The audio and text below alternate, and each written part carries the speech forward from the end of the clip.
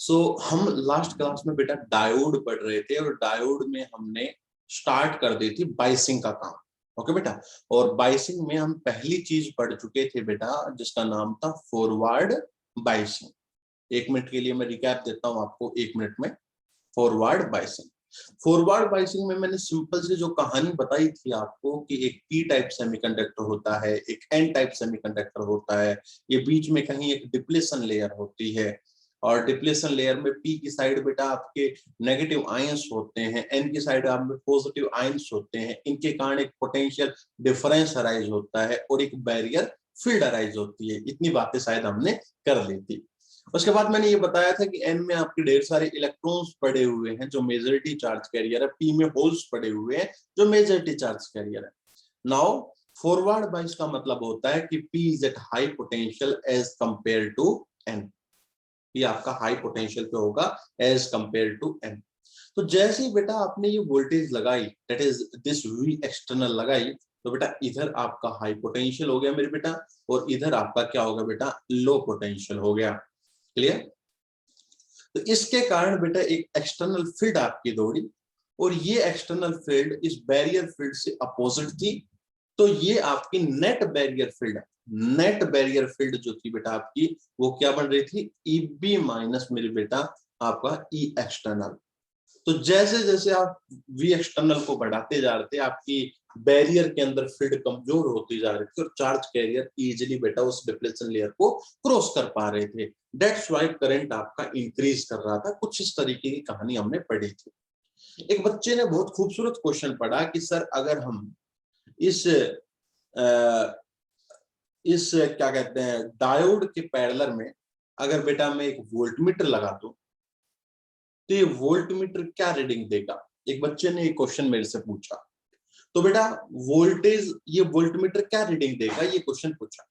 तो रियलिटी के अंदर इस डायोड के अंदर कौन कौन सी वोल्टेज है अगर देखी जाए तो एक तो बेटा ये वीबी बैरियर वोल्टेज और दूसरी बेटा जो आप एक्सटर्नल लगा रहे हो जिसको बाइसिंग वोल्टेज कह रहे हैं वो एक्सटर्नल वोल्टेज लग रही है इसके ऊपर। और जो नेट वोल्टेज लग रही है बेटा नेट वोल्टेज, जो नेट मैं कह सकता हूं barrier voltage, net barrier voltage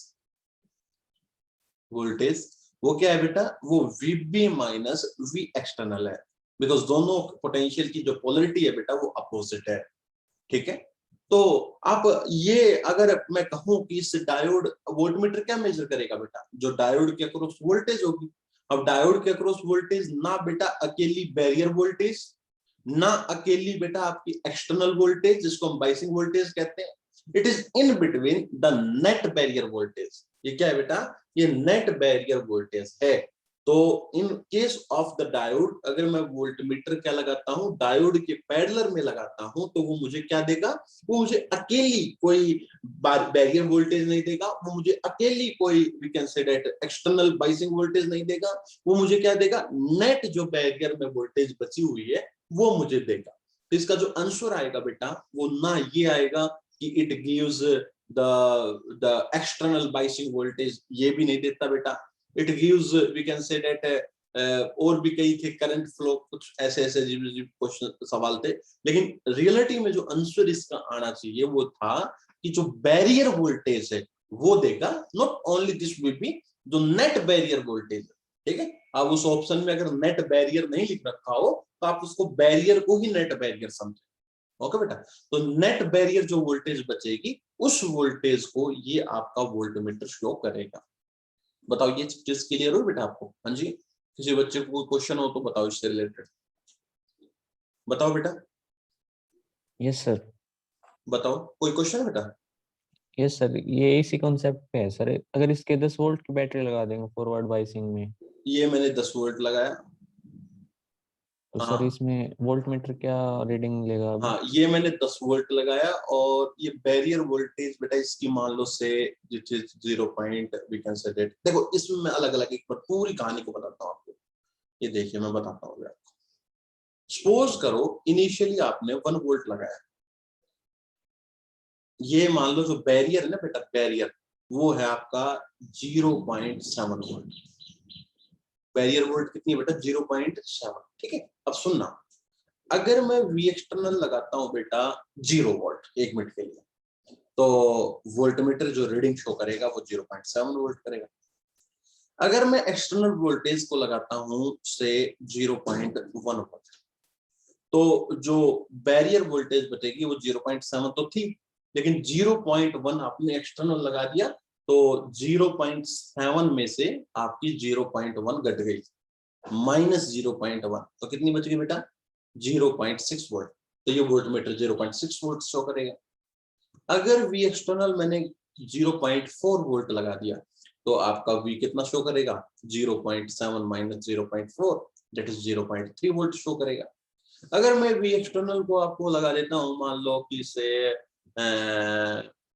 V can say that V external is 0.7 volt, इतनी मैं लगा देता हूं, तो उस समय आपका क्या होगा, आपका जो बैरियर पे वोल्टेज आएगी वो 0.7 माइनस बेटा 0.7, और दिस इज द 0 वोल्ट। ये 0 वोल्ट शो करेगा। 0 वोल्ट क्यों शो करेगा बेटा, एक बार अगर हम समझे तो, जैसे बैरियर टूटेगा तो इलेक्ट्रॉन बेटा यहाँ से खूब दौड़े चले जाएंगे, खूब तेज इलेक्ट्रॉन मूव करने लग जाएंगे। और आप जो वायर होती है, वायर, वो वायर क्या होती है बेटा, एक वायर, मैंने कहा था ना, वायर पे एक पॉइंट पे जो पोटेंशियल होता है वही दूसरे पॉइंट पे पोटेंशियल होता है। क्यों होता है बेटा वायर पे, क्योंकि वायर में जो इलेक्ट्रॉन्स है बेटा, इस एंड से जो निकलते हैं और इस एंड से जो निकलते हैं, उनके बीच में कोई भी विद्रोह नहीं होता, कोई भी रेजिस्टेंस नहीं होता, resistance is zero in the path. That's why यहाँ पर जो वोल्टेज होगी वही वोल्टेज यहाँ पर होगी। इन द सिमिलर वे, जैसे ही बैरियर आपका टूट जाएगा, आपके इलेक्ट्रॉन गति से मूव करने लग जाएंगे, और मूव करेंगे तो बेटा रेजिस्टेंस आपका क्या होता चला जाएगा, कम होता चला जाएगा। रेजिस्टेंस कम हो जाएगा तो automatically voltage drop across the diode कम हो जाएगी, और जब बैरियर बिल्कुल खत्म हो जाएगा उस समय आपका रेजिस्टेंस डायोड का 0 हो जाएगा। उस समय आपका एकदम लार्ज करंट क्या करेगा बेटा, फ्लो करेगा, और कोई भी पोटेंशियल वोल्टेज शो नहीं करेगा। मतलब कहानी को समझो, जब वोल्टेज मैंने 0 वोल्ट लगाई थी, उस समय डायोड का रेजिस्टेंस क्या था बेटा, हाई। डायोड का रेजिस्टेंस क्या था, हाई। क्यों बेटा, क्यों था हाई, क्योंकि वहां बैरियर वोल्टेज थी, विद्रोह कर रहा था। जैसे जैसे मैं एक्सटर्नल वोल्टेज लगाता हूं, जैसे जैसे मैं एक्सटर्नल वोल्टेज लगाता हूं, बैरियर, नेट बैरियर वोल्टेज आपकी घटती चली जाती है, और मैं कह सकता हूं कि जो डायोड का जो रेजिस्टेंस था वो क्या होता चला गया बेटा, डिक्रीज होता चला गया। और एक ऐसा समय आया जब आपकी एक्सटर्नल वोल्टेज 0.7 हो गई। जब 0.7 वोल्टेज एक्सटर्नल वोल्टेज हो गई, उस समय बेटा डायोड का रेजिस्टेंस बिल्कुल 0 हो गया, क्योंकि सारे करंट एक साथ बेटा तेजी से दौड़ने लग गए। और उस समय मैं कह सकता हूं कि यहाँ पर बेटा क्या हो गया, आपको बताओ जल्दी से, रेजिस्टेंस ये 0 शो करने लग गया, मतलब कोई भी वोल्टेज ड्रॉप नहीं हुआ। अगर अब बात की बच्चे ने कि अगर मैं 10 वोल्ट कर दूं, तो बेटा बैरियर खत्म हो चुका है 0.7 पे। अब चाहे वो आप 3 वोल्ट करो, चाहे आप 4 वोल्ट करो, चाहे 5 वोल्ट करो, चाहे 10 वोल्ट करो, जो वोल्टेज अक्रॉस द डायोड की अगर मैं बात करूं बेटा, तो डायोड के अक्रॉस वोल्टेज आपकी कितनी शो करेगा बेटा, वो हमेशा 0 वोल्ट शो करेगा। दैट्स व्हाई बेटा जब भी मैं कभी बाइसिंग करता हूं, तो यहां पर एक रजिस्टर को जरूर लेके चलता हूं, ठीक है, क्योंकि बेटा ये रजिस्टर लेना बहुत जरूरी है, क्योंकि ये वोल्टेज दो भागों में बटी बेटा, एक तो वोल्टेज अक्रॉस दिस रजिस्टर, और एक वोल्टेज अक्रॉस दिस डायोड। तो जैसे जैसे आप वी एक्सटर्नल को बढ़ाते हो, तो डायोड के अक्रॉस वोल्टेज तो घटती जा रही है, तो बेटा इस रेजिस्टेंस में वो वोल्टेज बढ़ती चली जाएगी, क्योंकि हमें कहीं ना कहीं बेटा एनर्जी को भी कंजर्व करवाना है। जितना सोर्स देगा उतना लोड लेना भी चाहिए। दैट्स व्हाई बेटा बाइसिंग के समय में सिर्फ ऐसा समीकरण नहीं होता, साथ में एक रजिस्टर भी साथ अटैच होता है। लेकिन क्वेश्चन पूछने वाले ने ये नहीं बताया कि ये रजिस्टर अटैच होता है, लेकिन ये रजिस्टर एक्चुअल में अटैच होता है।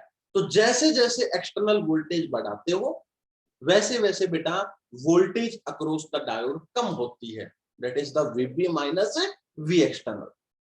और जब ये वी एक्सटर्नल बिल्कुल ही आपकी ईबी के बराबर हो जाती है, बैरियर की वोल्टेज बराबर हो जाती है, उस समय बैरियर खत्म हो जाता है और करंट फ्लो करने लगता है जोर से, रेजिस्टेंस उसका 0 को अप्रोच कर जाता है, और इसके अक्रॉस कोई भी वोल्टेज बेटा नहीं आती। तो ये पूरा समीकरण है। अब ये वोल्टमीटर क्या मेजर कर रहा है, ये voltage across the diode measure कर रहा है, तो ना ये बैरियर की वोल्टेज को मेजर कर रहा, ना ये आपकी एक्सटर्नल वोल्टेज को मेजर कर रहा, this measure the net, we can say that the net barrier voltage, ये नेट बैरियर वोल्टेज को शो करेगा। क्लियर बेटा? अब मेरी बात समझ में आई या नहीं आई? मैंने एक एक केस को समझाया है इसमें आपको। बताओ बेटा, किसी को डाउट हो तो प्लीज। यस सर, आगे बेटा। और पंकज, आपने सवाल पूछा था बेटा, अजय, राखी, आपने बेटा ये सवाल पूछा था, नेहा ने भी पूछा था शायद। बताओ बेटा, समझ में आया नहीं आया ये बात? Yes sir. Okay okay okay. Now now तो फॉरवर्ड बाइसिंग की कहानी को बेटा थोड़ा और ले जाते हैं। बिल्कुल बेटा, आप क्वेश्चंस ऐसे सर्च किया करो नेट पे सीधा, टिपिकल क्वेश्चन ऐसे लिख दिया करो, टिपिकल क्वेश्चन ऑन डायोड, इस टाइप की बातें, तो वहां पर कॉन्सेप्चुअल क्वेश्चंस आएंगे। और कॉन्सेप्चुअल क्वेश्चंस बेटा आपको सचमुच में बहुत कुछ सिखाते हैं। अब एक बच्चे ने मेरे से ये सवाल पूछा, तो देखो एक चीज निकल के आई ना बेटे, तो आप पूछोगे तो वो बहुत अच्छा लगेगा मेरे को। आप पूछा करो, मैं अगले दिन ही उसको क्लास में डिस्कस कर दिया करूंगा। चलो अब देखो बेटा, तो बेटा कुछ पॉइंट्स हैं। एक बच्चा कोई भी बेटा अनम्यूट करेगा। निशा, निशा बेटा, निशा पारिकर, पारिक। हाँ हाँ बेटा, जवाब दोगे थोड़ा सा? हाँ सर। ओके ओके, चलो बेटा एक बात बताओ, फॉरवर्ड बाइसिंग के अंदर बेटा जैसे जैसे मैं वी एक्सटर्नल को इंक्रीज करता हूं, वैसे वैसे मेरे बेटा जो बैरियर फील्ड है वो घटती है बढ़ती है? सर घटती है। वेरी गुड बेटा, डिक्रीज। और क्या क्या होता है बेटा? विड्थ बताना डिप्लेशन लेयर की, वो भी डिक्रीज होती है। वो भी डिक्रीज होती है। वेरी गुड बेटा। दूसरा बेटा, आप जो बैरियर पोटेंशियल है वो भी डिक्रीज ही होगा सर। वो भी डिक्रीज होगा। वेरी गुड बेटा, ये पॉइंट्स निकल के आए। दूसरी बात बेटा, जो फॉरवर्ड बाइसिंग में जो करंट फ्लो करता है वो किसकी वजह से करता है बेटा? इलेक्ट्रॉन्स की वजह, majority charge majority charge carriers की वजह से, मेजॉरिटी चार्ज कैरियर्स।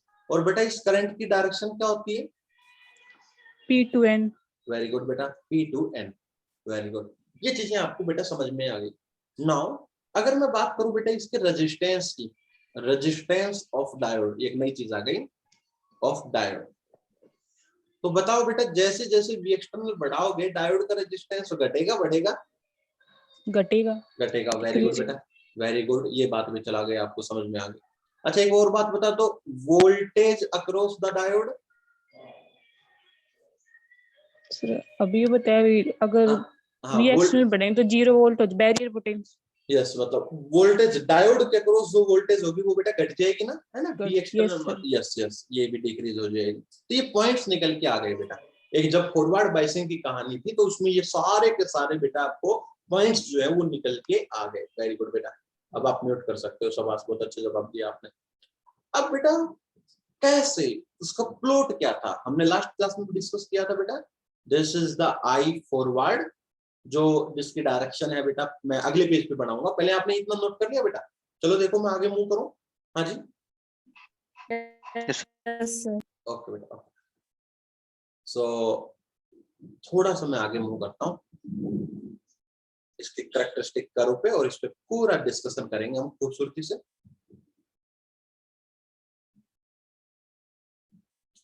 बारिश आ रही है बाहर, बहुत अच्छी। अभी आपके भी आ रही है उधर अभी फिलहाल एट ए टाइम? नहीं सर, यहाँ आ रही है बहुत तेज। ये वोल्ट में है, this the forward voltage, this is origin, ठीक है बेटा। एंड ये जो कर्व बनेगी आपकी खूबसूरत सी कर्व बननी चाहिए। जैसे जैसे आप फॉरवर्ड वोल्टेज को बढ़ाते हो करंट आपका बढ़ता है, करंट बढ़ता है, करंट बढ़ता है, करंट बढ़ता है। और एक ऐसा समय आता है, बल्कि even this curve is more we can say that towards the centre, Y axis की तरफ ज्यादा होती है कर्व, इस तरीके से होती है। सॉरी, बहुत स्लाइटली वेरी करता है करंट स्टार्टिंग में, but at a particular value this current is increase. अब यहाँ पर भी मैं आपको बेटा बहुत अच्छी अच्छी बातें बताऊंगा, देखना आपको बहुत अच्छा फील होगा। मैंने आपको हालांकि एक चीज बताई बेटा कि इस वोल्टेज को जब आपका करंट आपका स्लाइटली चेंज करते चले जाए तो इसको बेटा मैं वी न्यू कहता था ना, that is the new voltage. हाँ जी मेरे बेटा, यस सर। New voltage. अब देखना बेटा कितनी अच्छी बात बताऊंगा इसमें। एक्चुअली इस न्यू वोल्टेज के आसपास दो वोल्टेज और होती हैं बेटा, एक दिस वन और एक दिस वन। कितनी अच्छी बात है। इसको कहते हैं बेटा वी सी, मैं अभी नाम बताऊंगा वीसी का मतलब क्या है, और इसको कहते हैं वी एस। वीसी का मतलब होता है बेटा cut of voltage, forward cut off voltage, forward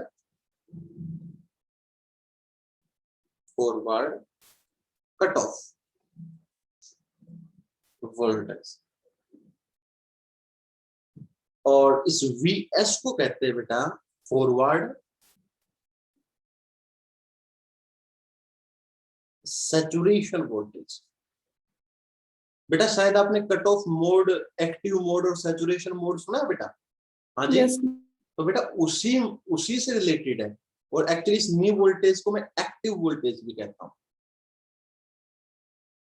तो हालांकि ये चीजें क्लासेस में और इतनी अच्छी से किताबों में नहीं है, नॉर्मल किताबों में, तो इसको मैं और डिटेल से आपको बताना चाह रहा था। नियरली अगर मैं बात करूं आपके सिर्फ और सिर्फ सिलिकॉन की बात करूं, तो सिलिकॉन के केस में बेटा जो न्यू वोल्टेज हम देखते हैं वो तो लगभग बेटा 0.7 वोल्ट होती है ना बेटा? हाँ जी। Yes sir. और ये जो कट ऑफ वोल्टेज होती है बेटा ये लगभग 0.6 वोल्ट होती है, 5 to 6 वोल्ट होती है। और ये जो सैचुरेशन वोल्टेज होती है नियर अबाउट बेटा 0.8 वोल्ट होती है, ठीक है ना? इस रेंज के अंदर बेटा ये वोल्टेज आती है। क्लियर? अब सुनो बेटा ये क्या है, क्या बताना चाह रहा है इससे, और मैं क्यों इस बात को लेकर आया हूं। ये मेरा फॉरवर्ड करंट था जिसकी डायरेक्शन बेटा P to N होती है, और ये मेरी वोल्टेज थी जिसका नाम था फॉरवर्ड वोल्टेज, राइट?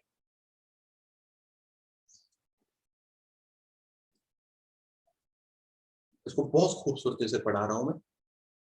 अब देखिएगा बेटा, एक्चुअली इस कट ऑफ वोल्टेज से पहले की बात करूं मैं, इस रीजन की बात, तो ये रीजन कहलाता है बेटा cut off region. Cut off region, cut off region क्या है बेटा अगर देखा जाए तो,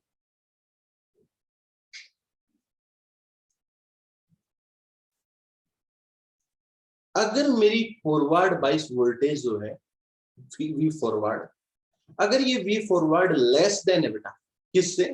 0.5 वोल्ट से, या मैं कहूं वीसी से, तो करंट जो रहेगा बेटा वो ऑलमोस्ट कितना रहेगा, नियरली कितना रहेगा बेटा आपका 0 मिली एम्पियर। नियरली 0 का है, not exactly this is we can say that, but it is nearly 0 millivolt. और हम कह सकते हैं आईएफ वैसे आपका नॉन जीरो रहेगा लेकिन nearly equal to 0 milliampere रहेगा, मतलब few micrometers, few microamperes. Clear बेटा? आप मेरे को बता सकते हो ये थोड़ा बहुत करंट किसकी वजह से रहता है बेटा? बताओ सुभाष। हाँ जी, due to energetic charge. Yes, energetic charge carrier. जो एनर्जेटिक चार्ज कैरियर है उनके कारण बेटा ये थोड़ा बहुत आपका रहता है। Majority charge carrier basically this are the majority one, क्योंकि फॉरवर्ड में आपके रिवर्स करंट होने की कोई संभावना नहीं होती। फॉरवर्ड में आपका मेजॉरिटी चार्ज कैरियर की वजह से ये करंट रहेगा। क्लियर बेटा? बताओ इतनी बात समझ में आई मेरे बेटा आपको? अब देखो प्लीज समझें, फील करें इसको। अगर मैं बात करूं इस region in between this and this, तो ये रीजन बेटा मेरा we can say that active region. इस रीजन को हम एक्टिव इसलिए भी कह सकते हैं बेटा, देखो actually current is almost zero का मतलब क्या होता है बेटा? करंट जीरो का फ्लो होने का मतलब है इस पाथ का जो रेजिस्टेंस है बेटा वो आपका इन्फिनिटी है, नियरली इन्फिनिटी। देखो करंट जीरो मतलब अपोजिशन ज्यादा हो रहा है, तो इस पाथ का रेजिस्टेंस आपका नियरली क्या है बेटा? इन्फिनिटी है। मेरी बात समझे नहीं समझे? तो कट ऑफ रीजन के लिए इसको इसीलिए कहा गया कि this show the infinite resistance and we can say that current is almost zero. अब यह है एक्टिव मोड। एक्टिव मोड में या एक्टिव रीजन में वोल्टेज के साथ करंट आराम से वेरी कर रहा है। देख लो, जैसे जैसे मैं वोल्टेज बढ़ाता हूं करंट भी क्या कर रहा है बेटा आपका वेरी कर रहा है। तो current varies with resistance, sorry current very with we can say that voltage, not linear, not linear. Linear नहीं है बेटा। लीनियर का मतलब आपका ऐसा नहीं है कि इस टाइप का बिहेवियर है, वोल्टेज को बढ़ाने से करंट डायरेक्ट बिहेव कर रहा है, इसीलिए बेटा मैं इसको ओमिक रीजन नहीं कह रहा, है ना। नॉट लीनियर, बट वो वेरी कर रहा है, किसी ना किसी रिलेशन के साथ वेरी कर रहा है। इसीलिए मैं कह सकता हूं बेटा resistance of this path, resistance is also very, है ना बेटा। क्योंकि अगर V और I का बेटा लीनियर आ जाता तो रेजिस्टेंस आपका कांस्टेंट हो जाता है, लेकिन यहाँ लीनियर नहीं है, the curve is not the linear, that's why we can say that resistance जो है वो भी वेरी कर रहा है इस समय, और रेजिस्टेंस घट रहा है बेटा रियलिटी में तो देखा जाए। नाउ अगर मैं बात करूं सैचुरेशन रीजन,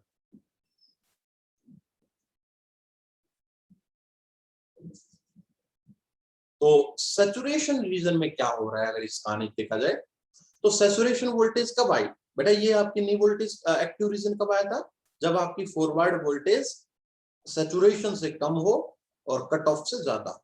सैचुरेशन आया जब forward voltage greater than the saturation voltage, उस समय आप देख सकते हो करंट एकदम इंक्रीज किया है बेटा। करंट एकदम इंक्रीज करने का मतलब क्या है, current is very large, IF is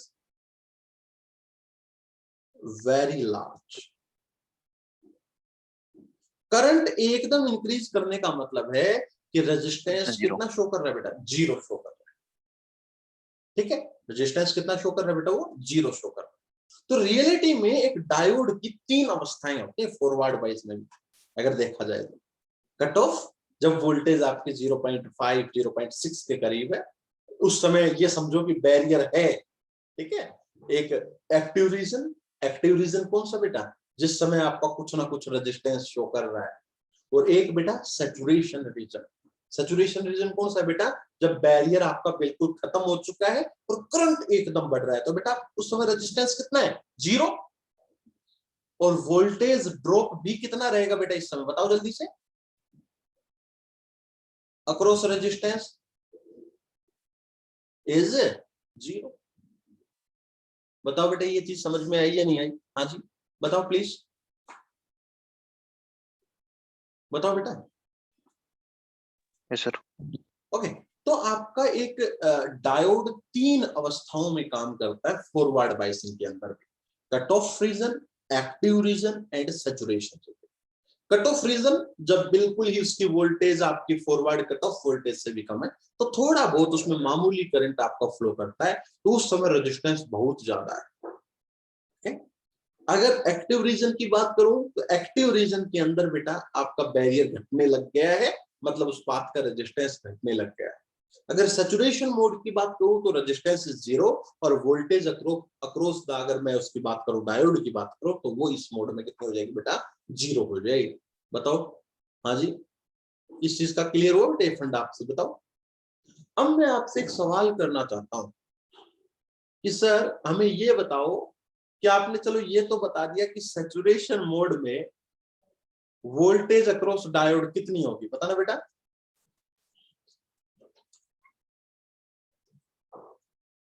बताना, सैचुरेशन मोड में वोल्टेज अक्रॉस द डायोड कितनी होगी, बताओ प्लीज। तो जीरो होगी। जीरो, क्यों, क्योंकि रेजिस्टेंस जीरो हो चुका है। कट ऑफ मोड में बता सकते हो, कट ऑफ रीजन में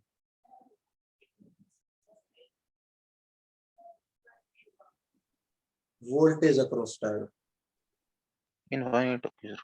नो, ये तो गलती कर दिया आपने। अब मैं आपको इसके रीजन बताता हूं। जब भी आपका, मैं एक नेक्स्ट पेज पे चलता हूं, फिर मैं आपको समझाऊंगा दोबारा। जब भी रेजिस्टेंस इनफाइनाइट होता है, रेजिस्टेंस इनफाइनाइट का मतलब पाथ कैसा होगा बेटा, आपको बताओ जल्दी से। ओपन, कि करंट फ्लो नहीं करेगा। तो जो आपने एक्सटर्नल वोल्टेज लगा रखी, सुनना बेटा ये बहुत अच्छा कॉन्सेप्ट है। अगर रेजिस्टेंस इनफाइनाइट बन गया, इसका मतलब पाथ कैसा हो गया बेटा, ओपन। और अगर पाथ ओपन होता है और अगर मान लो रेजिस्टेंस 0 है, इसका मतलब बेटा क्या है, पाथ हो गया क्लोज, वायर बन गई। समझो बेटा इस चीज को प्लीज, ये क्या है, पाथ क्लोज्ड। रेजिस्टेंस 0 का मतलब होता है पाथ क्लोज हो गया। तो क्लोज मतलब वायर बन गया, तो वायर बन गया तो इसके अक्रॉस वोल्टेज कितनी आएगी, 0 आएगी। लेकिन अगर पाथ आपका ओपन हो जाता है, तो पाथ अगर ओपन हो जाता है तो इसके अक्रॉस जो वोल्टेज आएगी वो वोल्टेज किसके बराबर होती है बेटा, सुनो ध्यान से, एक बार मैं आपको बता रूल लगा के दिखाता हूं। मान लो कोई रेजिस्टेंस भी था यहाँ पर, और मैं इस वोल्टेज को मान लो बेटा एक बार Vx मानता हूं, Vx। चलो बेटा इस लूप में केवीएल लगाए, तो ये माइनस ये प्लस, और बेटा अगर इसमें से करंट 0 है तो वोल्टेज भी मेरे बेटा कितनी रहेगी, 0। सपोज कर लो ये प्लस और ये माइनस, तो जरा लूप लगाना बेटा, माइनस से प्लस गया, प्लस वी एक्सटर्नल, प्लस से माइनस गया, minus V X is equal to 0। तो वी एक्स कितना आ गया भाई, वी एक्सटर्नल के बराबर आ गया। तो V X is equal to the V external.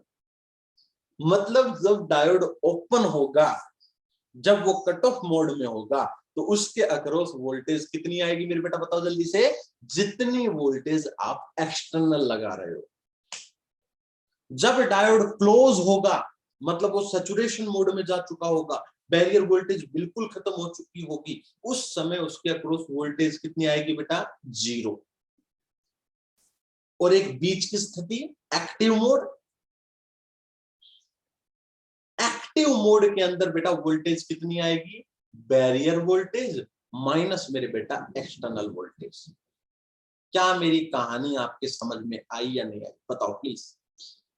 This is the most important concept कि एक फॉरवर्ड बाइस डायोड भी 3 मोड में काम करता है। अब तक तो आपने ऐसे ही समझा था उसको, ये भी 3 मोड में काम करता है, एक कट ऑफ, एक एक्टिव और एक सैचुरेशन। कट ऑफ में रेजिस्टेंस कितना है बेटा, इन्फिनिटी। इन्फिनिटी रेजिस्टेंस का मतलब ओपन कर देंगे हम उसको, और ओपन करते ही बेटा मैंने अभी अभी बताया वोल्टेज कितनी आती है बेटा, जितनी वोल्टेज आप एक्सटर्नल लगाते हो।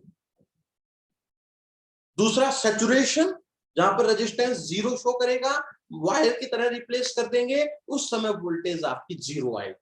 और तीसरा मोड बीच वाला एक्टिव, जिस मोड में हम कह सकते हैं बेटा कि जो वोल्टेज है वो कितनी रहेगी, barrier minus external voltage. Sir आज बोलो सर, ये 0.7 का है ये पीएन जंक्शन जैसे, और वी एक्सटर्नल है 0.1। तो सर इसमें क्या है, हाँ हाँ, अब देखो, अब मैं इसमें डिटेल में आ गया हूं। अब बिल्कुल, क्या ये 0.1, क्या ये 0.1 इसको फॉरवर्ड वाइज कर सकती है, बताओ बेटा। क्या इसको ये चला सकती है, कौन से मोड में रखेगी बताओ, 0.1 कट ऑफ मोड में रखेगी ना बेटा, बताओ। Yes sir, yes sir. तो अगर ये इसको कट ऑफ मोड में रखेगी तो ये ओपन सर्किट की तरह काम करेगा, और अगर ये ओपन सर्किट की तरह काम करेगा तो बेटा हम किस तरीके से कह सकते हैं, बताओ जल्दी से। इसके अंदर क्या कहते हैं बेटा, आपकी वोल्टेज लगभग कितनी हो जाएगी, आपकी बिल्कुल ही कितनी हो जाएगी बेटा, बताओ। आपकी we can say that V external के बराबर आ जाएगी। लेकिन बेटा एक बात और भी सुन लो प्लीज, क्या रेजिस्टेंस इस पाथ का रियली में इंफिनिटी होता है, बताना बेटा। थोड़ा बहुत रेजिस्टेंस होता है ना बेटा। देखो मैंने जब पाथ बनाया था तो उसमें मैंने क्या कहा कि करंट बिल्कुल 0 नहीं होता बेटा, कुछ एनर्जेटिक मेजॉरिटी चार्ज कैरियर के कारण थोड़ा बहुत करंट होता है। तो रियलिटी में आर एग्जैक्टली इंफिनिटी नहीं होता, आर वेरी हाई होता है, ठीक है बेटा। तो एग्जैक्टली वी एक्सटर्नल नहीं आती, लेकिन नियरली वी एक्सटर्नल आती है बेटा। मेरी बात समझे नहीं समझे? एग्जैक्टली वी एक्सटर्नल नहीं आती, लेकिन this voltage is nearly equal to the V external. Clear? लेकिन अगर डायोड आइडियल है, मैं थोड़ी देर बाद आइडियल डायोड की बात करूंगा, तो आइडियल डायोड में रेजिस्टेंस इनफाइनाइट होता है। उस केस में बेटा exactly voltage across the diode आपकी एक्सटर्नल वोल्टेज के बराबर आएगा। इस कॉन्सेप्ट को बेटा यहां से लेकर चलो, आप कभी भी जिंदगी में मार नहीं खाओगे। मैं एक बार दोबारा सारा निष्कर्ष बताता हूं, 1 मिनट मेरे को और दो, फिर क्वेश्चन पूछना। देखो बेटा ध्यान से सुनो, ये मैंने डायोड की एक कॉन्फ़िगरेशन बनाई। एक बार बेटा नोटबुक वगैरह रख दो और मेरी पूरी कहानी को दोबारा समझो एक बार बेटा। ये डायोड की मैंने क्या बनाई बेटा, आपकी फॉरवर्ड बायस कैरेक्टरिस्टिक कर्व बनाई। इसमें बेटा मैंने एक चीज देखी कि एक वोल्टेज है जिसके नीचे आपकी नियरली करंट जीरो है, not exactly equal to zero, it is nearly equal to zero. तो नियरली इक्वल टू जीरो है तो मैं कह सकता हूं कि रेजिस्टेंस इसका नियरली इन्फिनिटी है, तो करंट जीरो मतलब पाथ ब्लॉक है, तो रेजिस्टेंस कितना है बेटा आपका नियरली इन्फिनिटी है। या हम कह सकते हैं resistance is very high at that instant. तो मैंने अभी अभी बेटा एक लूप लगा के बताया आपको कि जब पाथ में रेजिस्टेंस आपका इन्फिनिटी होता है तो उस समय बेटा जितनी वोल्टेज आप एक्सटर्नल लगाते हो वो सारी की सारी वोल्टेज बेटा इसके अक्रॉस दिखती है। तो अगर रेजिस्टेंस इन्फिनिटी होता तो बेटा ये बिल्कुल एग्जैक्टली भी एक्सटर्नल के बराबर होती, लेकिन एग्जैक्टली इन्फिनिटी नहीं है, रेजिस्टेंस वेरी हाई है, इसलिए वोल्टेज भी नियरली आपकी वी एक्सटर्नल के बराबर आएगी। पहला केस, कट ऑफ केस की बात करती मैं। अब बात करता हूं मैं सैचुरेशन की। सैचुरेशन के समय आपका करंट एकदम बढ़ रहा है तो मैं कह सकता हूं रेजिस्टेंस आपका नियरली कितना गया, जीरो गया। रेजिस्टेंस जीरो तो वोल्टेज अक्रॉस डायोड भी आपका नियरली इक्वल टू जीरो गया। जब मैं आइडियल पढ़ूंगा तो उस आइडियल में तो मैं एग्जैक्टली रेजिस्टेंस जीरो लेता हूं तो वोल्टेज भी आपकी एग्जैक्टली जीरो आ जाएगी। अब बात करते हैं एक्टिव मोड की, एक्टिव रीजन। तो एक्टिव रीजन वो रीजन था जो आपका कट ऑफ और वी कैन से सैचुरेशन के बीच में लाई करता था। यहां पर आपका करंट फ्लो करता था, तो यहां पर करंट फ्लो करता था और जैसे जैसे वोल्टेज बढ़ाता हूं बैरियर कम होता चला जाता है। और कितना बेटा, वीबी माइनस वी एक्सटर्नल। तो एक्टिव रीजन में जो वोल्टेज अक्रॉस द डायोड आएगी, वो कितनी आएगी बेटा, वीबी माइनस वी एक्सटर्नल। तो रियलिटी में अब एक बात और भी सुनिए बेटा, इतनी डेप्थ में क्वेश्चंस नहीं पूछे जाते, इतनी डेप्थ में कोई टीचर नहीं जाता, तो ना वो कट ऑफ मोड का जिक्र करता, ना वो इस सैचुरेशन रीजन का जिक्र करता, वो सिर्फ इस एक्टिव रीजन के बिहाफ में आपको आंसर देता है। वो सिर्फ इस एक्टिव रीजन के बिहाफ में आपको आंसर देता है कि वोल्टेज होगी वीपी माइनस वी एक्सटर्नल। तो वी एक्सटर्नल अगर आप 0.1 लगाओगे तो वीपी 0.7, तो 0.7 माइनस 0.1 तो 0.6 आंसर बता देगा वो आपको। तो on the behalf of we can say that active region के बिहाफ में वो आंसर देता है टीचर आपको, जैसा मैंने पहले नॉर्मली आपको आंसर बताया। लेकिन अगर रियलिटी देखी जाए डायोड के पीछे की, तो रियलिटी बेटा ये है, अगर 0.1 वोल्टेज है बेटा तो वो वोल्टेज तो कट ऑफ वोल्टेज से नीचे है, वहां तो डायोड आपका एक्टिव मोड में जाएगा ही नहीं, तो स्टोरी किसकी लगेगी, कट ऑफ रीजन की लगेगी। अगर वोल्टेज 0.7 से ज्यादा है तो वो एक्टिव रीजन की स्टोरी नहीं लगेगी, वो सैचुरेशन रीजन की स्टोरी लगेगी। अगर वोल्टेज 0.5 और 0.8 के बीच में लाई करती है तो आप कह सकते हो कि एक्टिव रीजन वाली कहानी आपके लिए सर सुटेबल है। तो रियलिटी में अगर एक अच्छे ग्रेजुएट स्टूडेंट से अगर रीजन पूछा जाए और आप इस लायक हो चुके हो तो आप इस स्टोरी को ध्यान रखो। वो स्टोरी थी 12th के स्टूडेंट को बताने, लेकिन मैंने आपको पूरा डिटेल एक्सप्रेशन दे दिया। अब मैं आपसे क्वेश्चन पूछता हूं, क्या क्वेश्चन पूछता हूं देखिए, मेरा क्वेश्चन सुनिएगा बेटा, फिर आप बताइए उसका आंसर।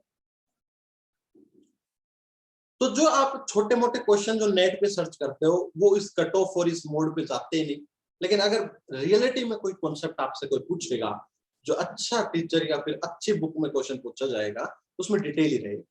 एक पीएन डायोड है बेटा, क्वेश्चन देखना, बहुत अच्छा क्वेश्चन बता रहा हूं मैं आपको, और ये मैंने वी एक्सटर्नल लगाई। और ये डायोड की जो नी वोल्टेज है बेटा वो 0.7 वोल्ट है। बताना बेटा जब V एक्सटर्नल आपकी we can say that nearly equal to 0 volt है तो वोल्टेज अक्रॉस का वी कैन से दैट 0 नहीं है, ये इससे 0. वी कैन से दैट 1 है, इट इज नियरली अबाउट 0.1 तो बताना बेटा। हाँ जी 0.1 ही होगी सर। यस क्यों, मोड कौन सा हो गया बेटा, कट ऑफ, और कट ऑफ मोड के अंदर बेटा क्या बताया मैंने, बताओ आपका resistance nearly equal to infinity, तो आपका जो वोल्टेज अक्रॉस द डायोड होता है वो नियरली इक्वल टू आपका वी एक्सटर्नल होता है बेटा, ऐसा ही बात की थी ना हमने। हाँ जी बताओ प्लीज। Yes sir. अगर मैं वोल्टेज देता हूँ 0.2 वोल्ट, बताना again voltage across the diode बेटा 0.2 ही होगी सर। ओके 0.2 क्योंकि वी एक्सटर्नल के बराबर। अगर मैं वोल्टेज देता हूं बेटा 0.3, चलो आगे स्टोरी, तो VDB अगेन 0.3 क्योंकि अभी भी बेटा वो आपका ऑन नहीं हुआ, कट ऑफ मोड में। अगर मैं वोल्टेज कर देता हूं 0.6 तो कौन से मोड में आ गया बेटा बताओ। हाँ जी कौन से मोड में आ गया, नहीं 0.6 आ गया, तो 5 और 6 मतलब ये आपका एक्टिव मोड में एंटर कर गया। तो एक्टिव मोड में वोल्टेज अक्रॉस द डायोड कितनी होगी बेटा, barrier voltage minus external voltage, barrier है 0.7 माइनस 0.6 कितनी आ गई बेटा 0.1 वोल्ट। अगर वी एक्सटर्नल में देता हूं 0.65 वोल्ट, बताना बेटा VD 0.7 माइनस 0.65 तो नियरली इक्वल टू 0.05 आपका आंसर आ गया। अगर मैं वी एक्सटर्नल की बात करता हूं 0.7 वोल्ट तो what is VD, VD is 0 volt. अगर मैं वी एक्सटर्नल की बात करता हूं 3 वोल्ट, बताओ बेटा जल्दी से 3 वोल्ट, 3 वोल्ट करते हैं बेटा कौन से मोड में आ गया, सैचुरेशन मोड में आ गया नहीं आ गया बताओ है बेटा। Yes sir. और सैचुरेशन मोड में आपको पता है रेजिस्टेंस 0 तो वोल्टेज भी आपकी नियरली कितनी हो जाएगी बेटा, नियरली इक्वल टू 0। तो ये रियलिटी में वोल्टेज अक्रॉस द डायोड जो है उसका आपका एक मैंने वोल्टेज के ऊपर इसकी आपको बताई। तो वोल्ट मीटर ये रीडिंग शो करेगा बेटा, वोल्ट मीटर ये रीडिंग शो करेगा जो मैं राइट हैंड साइड में आपको दे रहा हूं। तो अब सवाल कुछ इस तरीके से आया कि अगर if diode cut off mode में है तो बताओ बेटा वोल्ट मीटर क्या शो करेगा, वी एक्सटर्नल, बताओ बेटा करेगा नहीं करेगा बताओ प्लीज। Yes sir. अगर डायोड सैचुरेशन में है तो कितनी शो करेगा बेटा 0, और अगर डायोड एक्टिव में है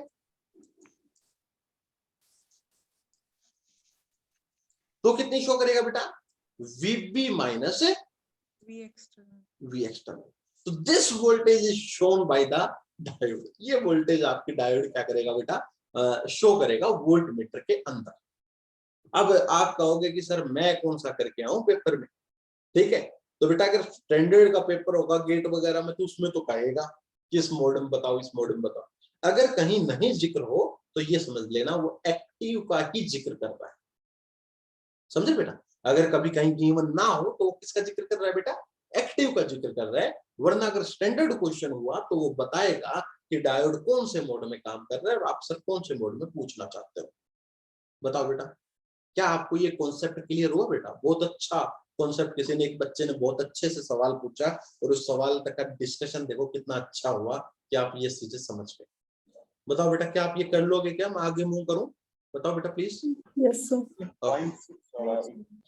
बेटा कोई डाउट है क्या है बेटा, ये एक्सटर्नल 0.6 वोल्ट ले रखा है ना हमने, हाँ तब ये 0.1 आ रहा है, हाँ एक्टिव कैसे हो गया सर? नहीं मैंने ये कहा कि ये इस मोड में है, ये लगभग बेटा 0.5 से लेकर मतलब ये मैंने मान लिया ये लगभग 0.5 से ये 0.8 तक ये मोड एक्टिव नहीं हो गया बेटा, यस है ना, मैंने कहा 0.5 to 0.6 तो ये 0.5 से 0.8 जो है ना इस मोड को मैंने बेटा एक्टिव मोड नाम दे दिया ना, लगभग ये एक्टिव मोड में काम कर रहा है, ठीक है बेटा। बताओ ठीक है सर। ठीक है, तो इस स्टोरी को बेटा याद रखेंगे, इस स्टोरी को जो मैंने पीछे क्वेश्चन बताया, ये क्वेश्चन सिर्फ और सिर्फ बेटा आपका वो जो मैंने एक न्यूमेरिकल से करवाया था वो सिर्फ एक्टिव मोड का जिक्र था, ठीक है, लेकिन मैंने आपको अच्छे से ही बता दिया कि किस मोड में कौन सा काम करेगा। तो real answer is, real explanation is this. अगर पेपर में कहीं भी एक्टिव मोड और सैचुरेशन मोड और कट ऑफ मोड का जिक्र ना हो तो we are just consider this is active, okay. और अगर जिक्र हो तो हम तीनों मोड में समझ सके चीजों। आगे चले बेटा, बताओ। हाँ जी। सो ये आपकी डायोड की आपका एक कर्व आ गई बेटा। मेरे को थोड़ा आगे बढ़ने दो प्लीज। बहुत डेप्थ बेटा इन टॉपिक्स में, बहुत डेप्थ है, लेकिन हमारी कुछ लिमिटेशंस हो जाती हैं कि हमें आगे बढ़ना पड़ता है।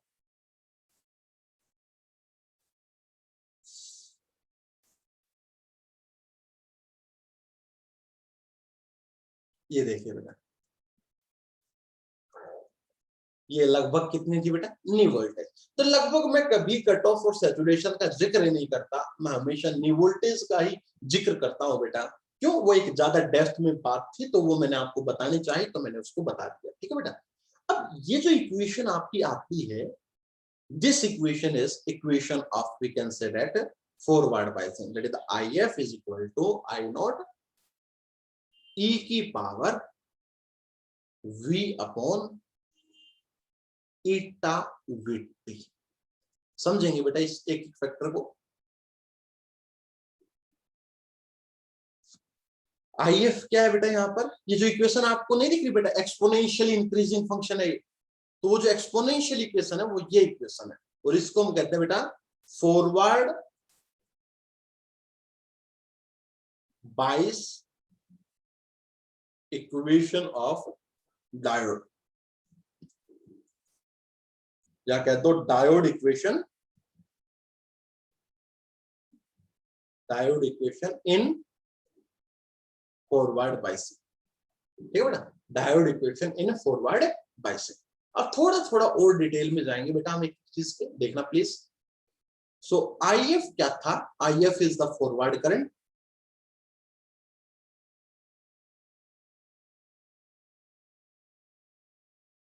What is the I not. अभी अभी आपको मैं बताऊंगा कि जब रिवर्स बायस में डायोड होता है तो उसमें एक रिवर्स करंट बहता है जो माइनॉरिटी चार्ज कैरियर की वजह से बहता है, तो ये I not actually reverse current है। I नॉट क्या है बेटा, I naught is the reverse saturation current. मैं बताऊंगा इसका मतलब आपको जब रिवर्स बायस समझाऊंगा। लगभग बेटा फॉरवर्ड करंट कितने होता है, मिली एम्पियर्स में होता है, और रिवर्स करंट आपको माइक्रो एम्पियर्स में मिलेगा, ठीक है। V क्या है इसमें इक्वेशन में, V is the forward voltage, forward voltage. What is eta, eta is the combinational factors, ये एक्चुअली ये फैक्टर डिसाइड करता है कि किस रेट से इलेक्ट्रॉन और होल कंबाइंड होते हैं एक दूसरे के साथ, ठीक है, और इसको मटेरियल कांस्टेंट भी कह देते हैं, ये मटेरियल पर भी डिपेंड करता है, material constant.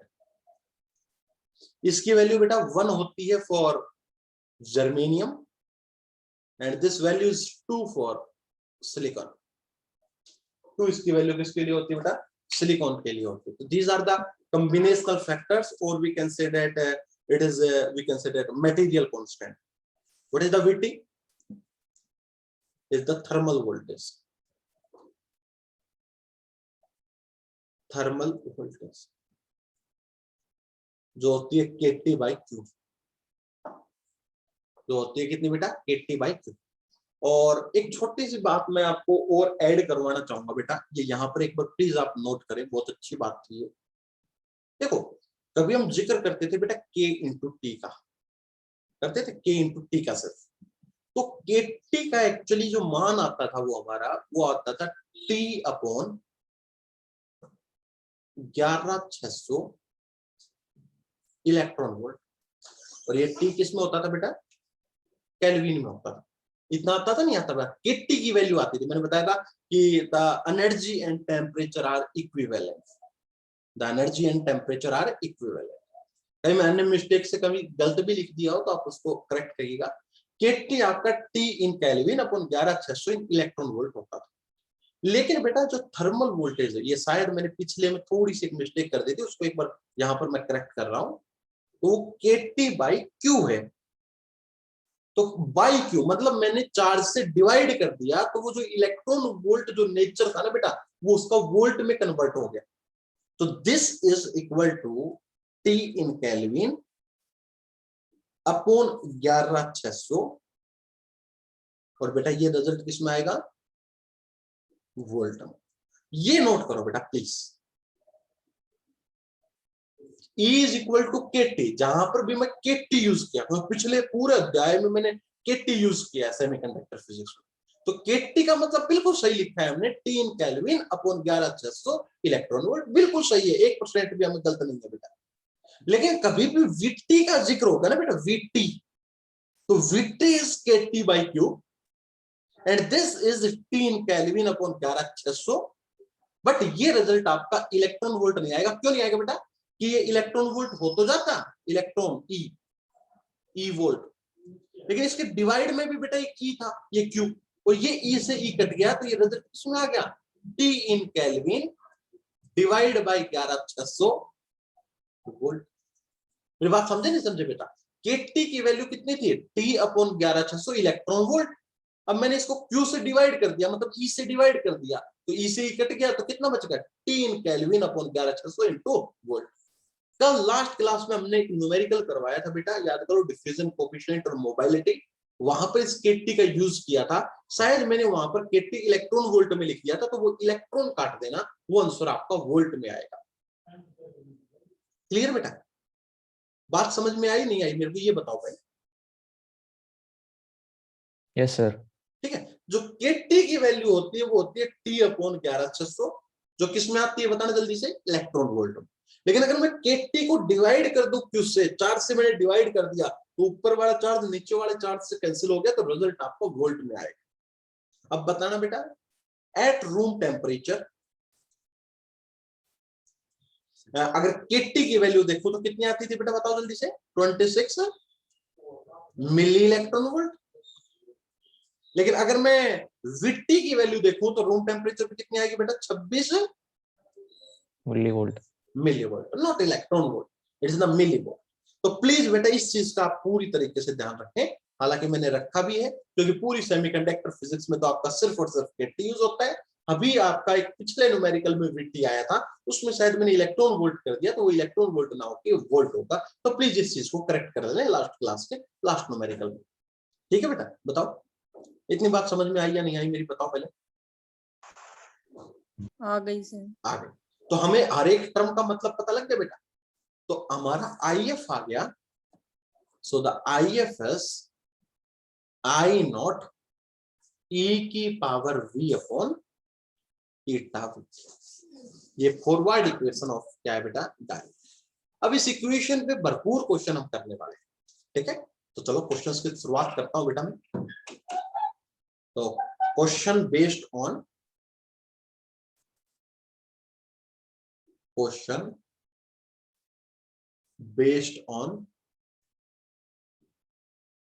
Diode equation. Diode equation से हेर फेर में कितने क्वेश्चंस आते हैं उस पे मैं चलता हूं, दैट इज टाइप नंबर 1।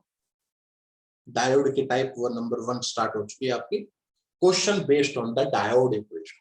इस डायोड इक्वेशंस पर क्या क्या क्वेश्चन आते हैं, एक क्वेश्चन देखना हूं, वहीं से शुरुआत करता हूं आपकी अच्छी वाली, और फिर हम एक श्रृंखला की तरफ बढ़ेंगे। क्वेश्चन नंबर 1 देखिएगा बेटा हमारा, find the forward current of germanium diode at room temperature with a, बेटा मैंने कल एक पीडीएफ भेजी थी आपको, आपने वो देखी? उस पीडीएफ से ही थे बेटा आपके क्वेश्चंस, वो किसी बच्चे ने देखी उस पीडीएफ को? Yes sir. आप समझ में आ गया बेटा वो क्वेश्चन कैसे होने थे, या बस जस्ट डाउनलोड की थी? उसके अंदर 3 क्वेश्चन है बेटा फर्मी एनर्जी से रिलेटेड, प्लीज वो तीनों क्वेश्चन कर लेना और कहोगे तो मैं उनको क्लास में डिस्कस कर दूं, ठीक है। तो find the forward current of germanium diode at room temperature with A thermal voltage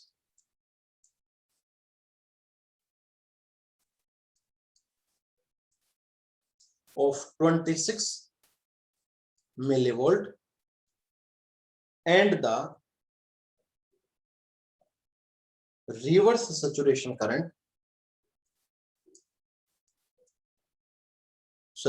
current is 20 microampere for a VD is equal to 100 millivolt across it. जो डायोड के अक्रॉस वोल्टेज मैंने लगा रखी है बेटा वो कितनी लगा रखी है, VD लगा रखी है जो 100 मिलीवोल्ट है। तो आपको फॉरवर्ड करंट का माप बताना है बेटा, तो करें जल्दी से क्वेश्चन बताओ। हाँ जी सब कुछ तो दे रखा है बेटा। सो IF इज, बताओ I नोट कितना दे रखा है बताओ जल्दी से, 20 माइक्रोएम्पियर। 20 माइक्रोएम्पियर। E की पावर V कितना दे रखा है बेटा बताओ जल्दी से, voltage across the diode 100 millivolt divide by ईटा। बेटा ईटा बताना जर्मेनियम के लिए कितना होता है, बताओ सब। 1 इनटू बेटा VT कितना दे रखा है नियरली 26 मिलीवोल्ट। तो बेटा ये कितना हो गया 20 माइक्रो एम्पियर इंटू E की पावर, बेटा ये 26 दूनी, हालांकि 25 दूनी आपको 25 चौकस 100 होता है लगभग वैसे, लेकिन बेटा नियरली हम इसको कितना लिख सकते हैं ऊपर वाली चीज को, क्योंकि ये रफ आइडिया चलता है बेटा, इतना ज्यादा डेप्थ में ना भी जाओ तो काम चल जाएगा। तो E की पावर लगभग बेटा मैं 4 लिख सकता हूँ। मेरी बात समझे नहीं समझे बेटा, नियरली पे काम चल रहा है हमारा, ठीक है। तो हालांकि 25 चौकस होता है 4 से जब कटता है, लेकिन अगर वो 26 भी एक्चुअली एग्जैक्ट नहीं होता, 25 पॉइंट कुछ होता है रिजल्ट। तो 25 पॉइंट कुछ को 26 से लिखा है तो हम 25 पॉइंट कुछ को 25 भी लिख सकते हैं, ठीक है। तो लगभग मैं नियरली 4 लिख देता हूं ताकि सोल्व करने में आसानी।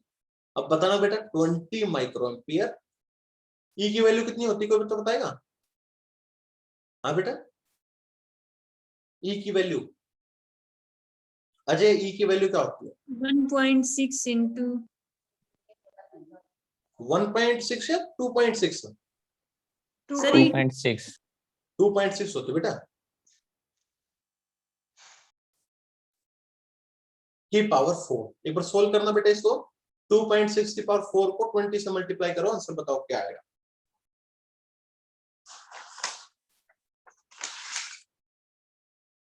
बताओ शाबाश।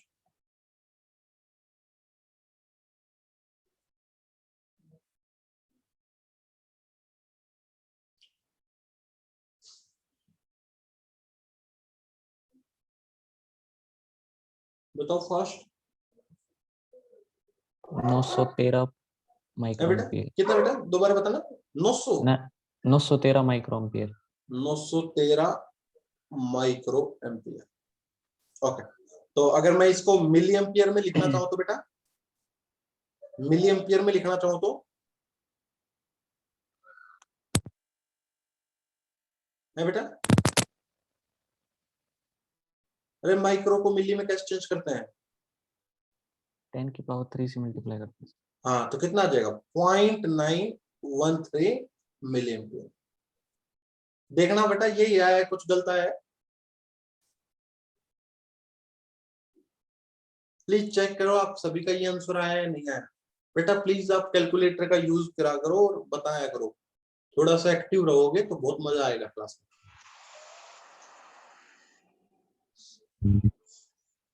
हाँ जी ठीक है, यस सर। आगे बढ़े। हाँ जी सर। ओके, तो अब हम नेक्स्ट क्वेश्चन की तरफ बढ़ते बेटा। अगला क्वेश्चन देखो, ये क्वेश्चन क्या था, अगर मैं इस क्वेश्चन के नीचे लिख लूं, ये इक्वेशन हमने कब यूज की बेटा, क्या फाइंड आउट करने के लिए यूज की, to find IF forward current when क्या क्या चीजें गिवन थी बेटा, बताओ जल्दी से। I naught, and we can say that the voltage across the diode and temperature। ठीक है बेटा, क्योंकि टेम्परेचर गिवन था तभी बेटा वी थर्मल हम निकाल सकते हैं। हालांकि इसने वी थर्मल डायरेक्ट दे दिया 26 मिलीवोल्ट, अगर ये कह देता ये रूम टेम्परेचर पर रखा है, हालांकि कह भी रहा है रूम टेम्परेचर, तो भी हम समझ जाते हैं वो 26 मिलीवोल्ट ही होती। तो क्या क्या चीजें गिवन होनी चाहिए बेटा, temperature, voltage across the diode, and बेटा आपका बताओ जल्दी से कि रिवर्स लीकेज करंट। तो आपका फॉरवर्ड करंट तुरंत कैलकुलेट हो जाएगा बेटा यूजिंग दिस इक्वेशन। बताओ समझ में आया पॉइंट? हाँ जी। अब बेटा सेकंड पार्ट क्या आता है, कई बार वोल्टेज अक्रॉस द डायोड पूछ लेते हैं। To find the voltage across the diode, इस डायोड इक्वेशंस पे ही क्वेश्चन है बेटा, थोड़े थोड़े वैरायटी बस अलग है। वोल्टेज अक्रॉस द डायोड पूछ लेते हैं, तो वो कैसे निकालें बेटा हम, है क्वेश्चन उसी पे डायोड इक्वेशंस पे, लेकिन उसी में जो दूसरा है मैं कह सकता हूं सब पार्ट जिसमें वोल्टेज अक्रॉस द डायोड पूछा जाएगा, तो कैसे निकाले बेटा, देखो IF इज इक्वल टू कितना था आंसर बेटा, I नॉट E की पावर, हाँ जी बताओ प्लीज, V अपॉन नेटा VT। तो बेटा इसको मैं क्या लिख सकता हूं, IF by I naught is equal to A की power V upon eta VT। बताओ लिख सकते हो नहीं लिख सकते?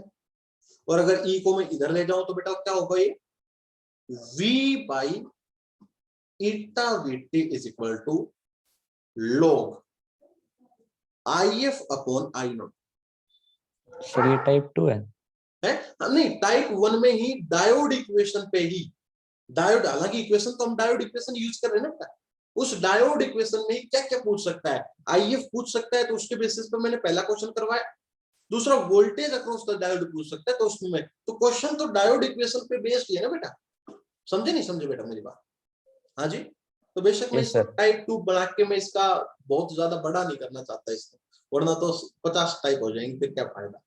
ठीक है, तो V कितना है बेटा, यहां से देखना, इटा VT log IF upon I not. तो क्या बेटा वोल्टेज अक्रॉस द डायोड इससे कैलकुलेट नहीं हो जाएगी? बताओ इससे क्या कैलकुलेट हो जाएगी बेटा, voltage across the diode when, जो क्या क्या गिवन होगा, IF गिवन होगा, ठीक है, I नॉट गिवन होगा एंड टेम्परेचर गिवन होगा।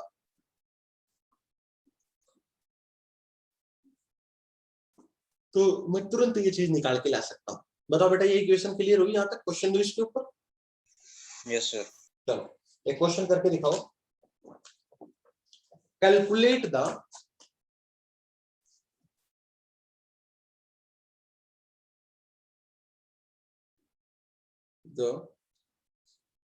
डायोड वोल्टेज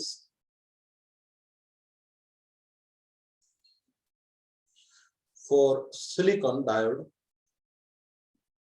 अभी देखो बेटा मैंने सारा केस फॉरवर्ड बाइसिंग का बताया, अभी मैं रिवर्स बाइसिंग पे गया ही नहीं, रिवर्स बाइसिंग में थोड़ी देर बाद जाऊंगा। Calculate the diode across the diode, calculate the diode voltage for silicon diode if the ratio of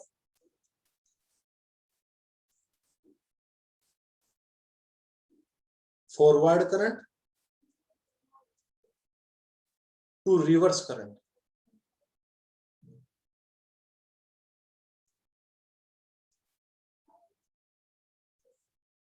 to reverse saturation current is 1000 at room temperature।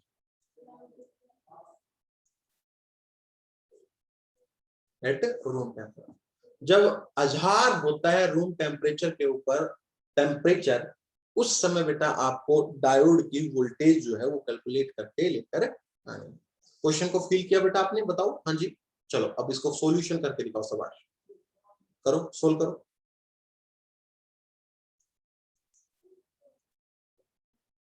क्या दे रखा है बेटा, देखना, ratio forward current to the reverse saturation current is 1000। मतलब क्या दे रखा है बेटा, IF upon I naught is equal to 1000। बताओ बेटा, दे रखा है नहीं दे रखा, प्लीज। हाँ जी, यस और रूम टेम्परेचर पे है तो ऑटोमेटिकली VT की वैल्यू कितनी होगी बेटा, 26 मिलीवोल्ट। यस और सिलिकॉन डायोड है तो ईटा की वैल्यू कितनी होगी बेटा, 2। 156 तो मिलीवोल्ट आएगा सर। हाँ बिल्कुल सही किया आपने बेटा। तो आपने अगर V निकालना है तो क्या फॉर्मूला पढ़ा हमने, eta VT log IF upon I naught, eta की value 2 into 26 into log 10 raised to power 3 है ना बेटा, 1000 को 10 raised to power 3 कह सकता हूँ। और log में हम प्रॉपर्टी जानते हैं बेटा, 3 बार आ जाएगा, तो 2 into 26 into 3 into बेटा log 10। log 10 की वैल्यू कितनी होती है बेटा, 1। log बेस 10 की वैल्यू कितनी होती है बेटा, 1 होती है। तो 26 गुणा 2 गुणा 3 कितना हो गया बेटा, बताओ रिजल्ट मेरे को। हाँ जी, 156 और बेटा 26 मिली वोल्ट में आया है, तो रिजल्ट आपका मिली वोल्ट में आएगा। बताओ आया नहीं आया, हाँ जी please check it. Yes sir. तो ये भी डायोड इक्वेशन पे एक और क्वेश्चन दिया मैंने आपको। तो डायोड इक्वेशन पे कैसे कैसे क्वेश्चन आ रहे हैं उनको फील कीजिए। ये क्वेश्चन किस पे आया कि डायोड की वोल्टेज पूछ ली IF और I नोट देकर। पिछला क्वेश्चन क्या था, IF पूछ लिया वोल्टेज देकर। क्लियर, और चलो बेटा मैं बताओ। Yes sir. और वैरायटी करो, एक वैरायटी और लो। To find the voltage across the diode निकाला था हमने अभी अभी। अगर ये पूछे to find the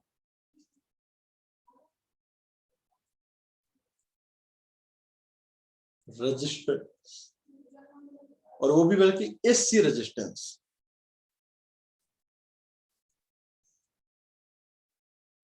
of diode, diode का रेजिस्टेंस पूछ लिया बेटा। इन एक्टिव मोड में पूछा है रियलिटी में, ठीक है बेटा, not in saturation of cut off. Cut off में आपका इन्फिनिटी होता है, सैचुरेशन में 0 होता है। ये एक्टिव मोड में कितना होगा, चलो निकालते हैं। तो इक्वेशन हमारी आई थी IF is equal to I naught E की power minus V upon eta VT। अब बेटा 1 मिनट के लिए आप मेरे को क्या कर दो, इस इक्वेशन को डेरिवेटिव निकाल के बता दो विद रेस्पेक्ट टू बेटा वोल्टेज। बताना कितना आएगा बेटा, I नोट कॉन्स्टेंट बेटा E की power minus V upon eta VT का क्या होगा, बताओ बताओ बेटा। E की power minus V upon eta VT as it is into बेटा साथ में क्या आएगा बताओ, -1 अपॉन ईटा VT। इस तरीके से माइनस कहां से आया, माइनस नहीं आएगा। सॉरी प्लस सॉरी प्लस आएगा ना, plus, yes plus this. Now ये वैल्यू क्या होती है बेटा बताओ, ये किसके बराबर है बेटा, अगेन IF के बराबर ही तो बेटा ये। तो DIF by DV is equal to IF by eta VT। ये आ गया आपका, बताओ। और हमें अगर रेजिस्टेंस की बात करूं तो रेजिस्टेंस क्या होता है बेटा, वोल्टेज बाई करंट।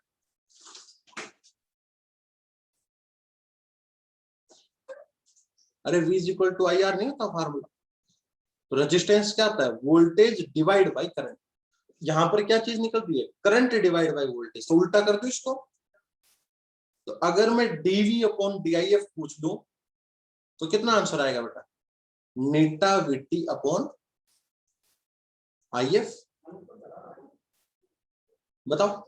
और DV बाई DF आपका क्या हो गया बेटा, रेजिस्टेंस हो गया AC।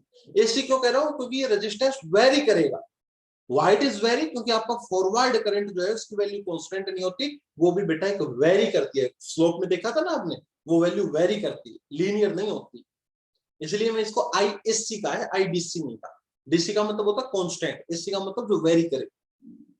तो रेजिस्टेंस ऑफ द डायोड, जिसको मैं RAC भी कह सकता हूं या रेजिस्टेंस ऑफ डायोड भी कह सकता हूं, inactive mode basically is Neeta VT upon IF। बताओ बेटा, क्या आपको ये फॉर्मूला हजम हुआ? बताओ। यस सर, बिल्कुल होगा। ओके, चलो एक क्वेश्चन कर डाल दो तो फिर।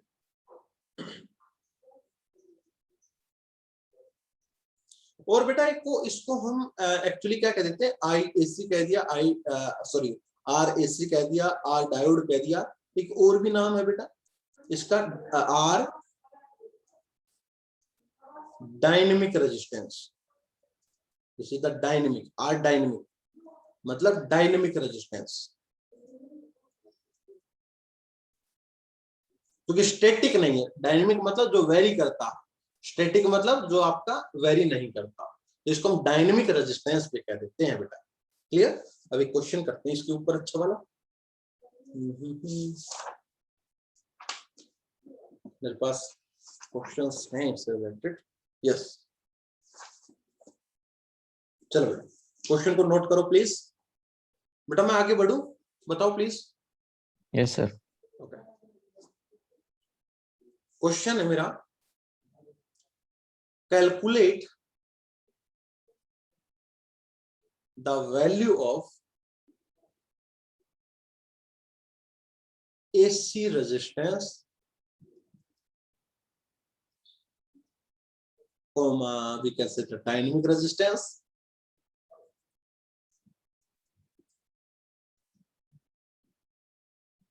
ठीक है, for a silicon diode at room temperature if the voltage across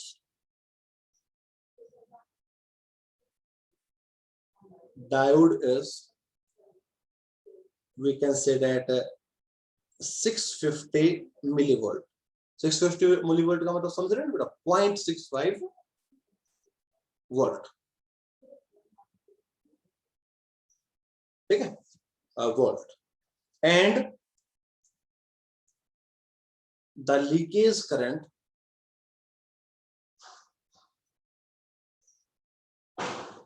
is 20 nano ampere. ठीक है, लीकेज करंट आपका कितना दे दिया? 20 नैनो एम्पियर दे दिया। क्वेश्चन को सोल्व करते हैं बेटा। अब आप एक बात देख सकते हो, वोल्टेज अक्रॉस द डायोड कितनी दे रखी है?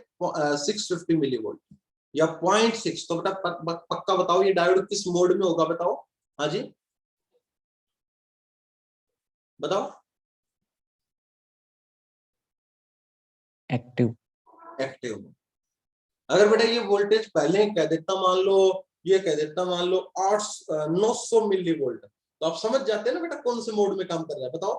हाँ जी, 900 मिली वोल्ट में वो सैचुरेशन में आ जाता, और सैचुरेशन में आप करंट सीधा उसका 0 बता देते। मेरी बात समझ रहे हो नहीं समझ रहे बेटा? बताओ प्लीज। Yes sir. ठीक है, लेकिन क्वेश्चन में देखो हमेशा ही ये वोल्टेज एक्टिव मोड वाली वोल्टेज होगी। लेकिन अगर कोई घुमा के देना चाहता है तो आपको उसका आंसर भी घुमा के पता लग गया। चलो एक्टिव मोड, तो क्या था बेटा करंट का, सॉरी रेजिस्टेंस का फॉर्मूला क्या निकाला बेटा आपने?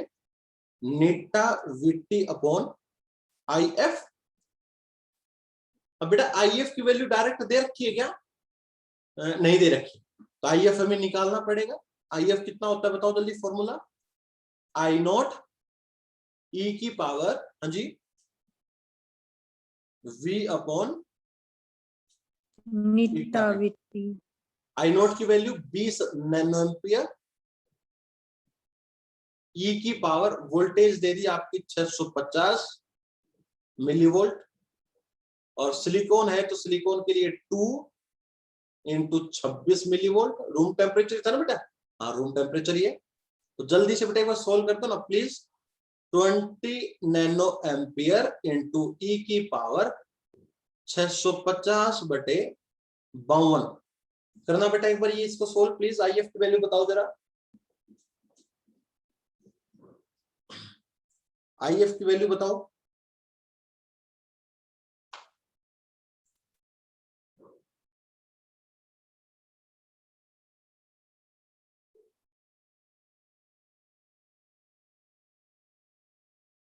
बताओ बेटा।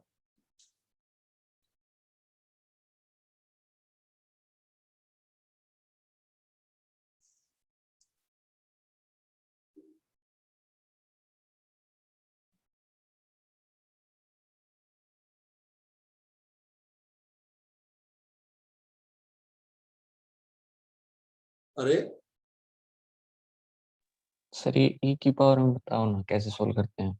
यार एक्सपोनेंशियल कैसे सोल्व करते हैं? आइदर आप put the value of e is 2.6 sir 2.6 5.2 milli ampere. Either बेटा आप अपना एक तो कैलकुलेटर ले लो, उसमें e की पावर सोल्व कर लो, या फिर e की वैल्यू को 2.6 रख लो और उसका भाग में 650/52 लगभग बेटा मेरे ख्याल से 13 आ रहा होगा, है ना? 650/52 कितना है लगभग बेटा? Yes sir. 13 है ना? तो आइदर 2.6 की पावर 13 कर दो या e की पावर कुछ भी कर दो। कितनी आई बेटा? वो एक बच्चा बता रहा है कितनी आई? हाँ 5.3 मिली एम्पियर। 5.3 milli ampere. ठीक है बेटा। ये मतलब e की पावर ये सोल्व करके कितना आया था बेटा? बताना एक बार नेहा। इसको सोल्व किया तो कितना आया बेटा? सर 268,337.2। 268 337.2। 337.2 छोड़ो पॉइंट को। ठीक है, मतलब हम ये कह सकते हैं 2.7 इंटू 1 2 3 4 5 लगभग 10⁵ ऐसा कह सकते हैं ना बेटा? Yes sir. ओके, तो उसको आपने सोल्व किया 20 से, तो नैनो एम्पियर का मतलब 10⁻⁻9 है ना बेटा? और वो -9 + 5 के साथ मेल खा गया तो -4 बच गया, और वहां से आपने यूनिट ये बना दी। तो 5.3 मिली एम्पियर इसका यहां तक आंसर आ चुका है। देखना बेटा एक बार आपका भी ये आया नहीं आया प्लीज बेटा, चेक करो प्लीज। सभी बच्चे कैलकुलेशन जरूर करेंगे बेटा। अगर ये आ गया तो आर की वैल्यू क्या आई बेटा? आर एस सी की वैल्यू बताना जल्दी सा। नीटा कितना? 2, वीटी कितना बेटा? 26 मिलीवोल्ट अपॉन बेटा 5.3 मिली एम्पियर, तो इनटू है बेटा ये। तो मिली से मिली कट जाएगा, तो बताना बेटा 9.8 ओम। ये आपका आंसर आता है बेटा बच्चे का। प्लीज चेक कर लो बेटा आपका भी ये आता है नहीं आता। Please check it.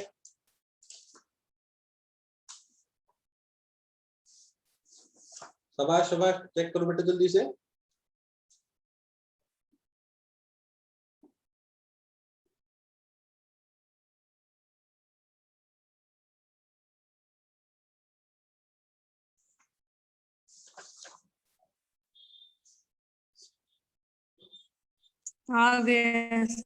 ओके आ गया। चलो एक क्वेश्चन और कर दो बेटा इस इक्वेशन पे। शाबाश बेटा आ गया तो मैं आगे बढ़ू। एक सारे बच्चे बेटा बताया करो प्लीज, ऐसे शांत मत रहा करो, सारे बच्चे एक्टिव रहा करो इस क्लास के अंदर। हाँ जी, रोल नंबर 11 हो गया बेटा? हाँ जी सर। ओके जी सर। चलो आगे बढ़ते हैं। एक क्वेश्चन और लेता हूँ बेटा मैं छोटा सा, फिर इससे फर्स्ट टाइप के न्यूमेरिकल लगभग आपके पूरे हो जाएंगे बेटा। डायोड इक्वेशंस पर न्यूमेरिकल लगभग इससे ज्यादा कुछ नहीं आता। Calculate the trans conductance if the dynamic resistance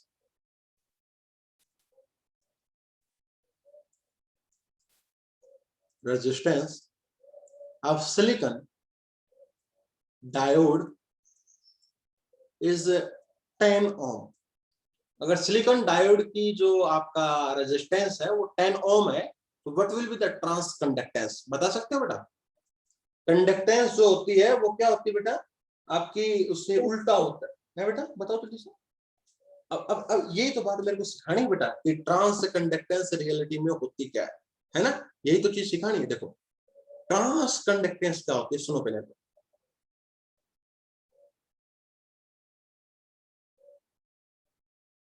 trans conductance बेटा रेशियो होता है किसका, forward current divide by VT का। It is the ratio of IF by VT. IF और वीटी का जो रेशियो होता है बेटा, इसको हम ट्रांस कंडक्टेंस कहते हैं। नाउ हमारे पास डायनेमिक रेजिस्टेंस दे रखा है,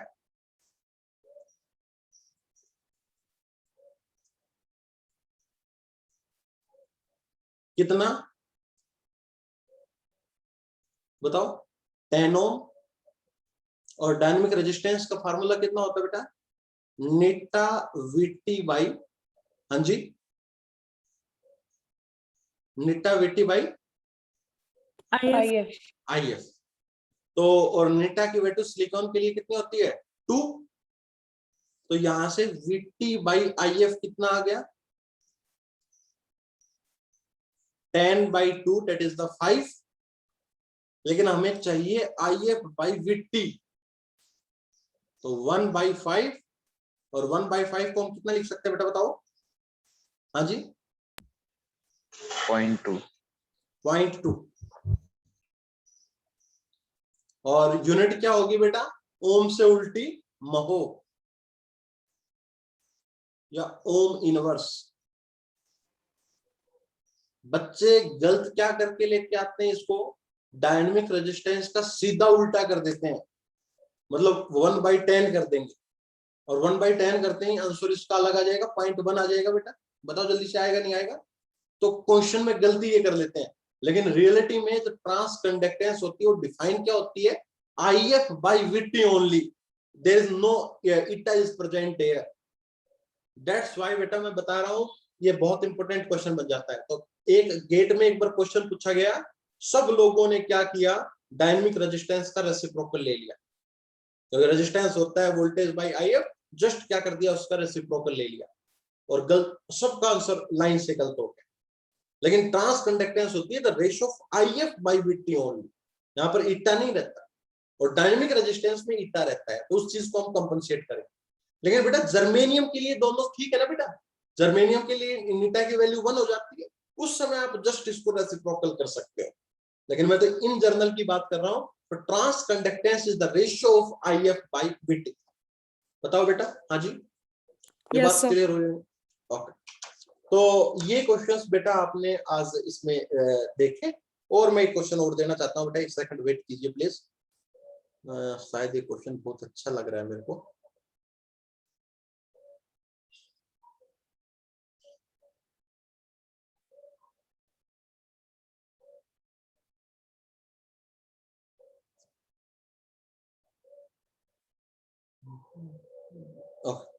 अब देखिए, ये तो था बेटा पूरा आपका डायोड इक्वेशन पे टाइप 1 न्यूमेरिकल्स, ठीक है।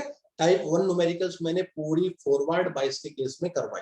अब मैं एक बार फॉरवर्ड बाइस से आगे की मूव करना चाहता हूं, मैं रिवर्स बाइस पर मूव करना चाहता हूं, और रिवर्स बाइस में क्या इक्वेशंस निकल के आते हैं उनको करूंगा, फिर मैं दोनों को कंबाइंड करके न्यूमेरिकल डायोड के स्टार्ट करवा दूंगा। तो अब सुनिए बेटा, नेक्स्ट टॉपिक आपका डाल लीजिए, डायोड इन रिवर्स बाइस है। Diode in reverse biasing. बताओ बेटा, रिवर्स बाइसिंग की स्टेटमेंट मैंने क्या बताई, हाँ जी, ये आपका पी टाइप सेमीकंडक्टर है, ये आपका एन टाइप सेमीकंडक्टर है, और ये इनके बीच में एक depletion layer.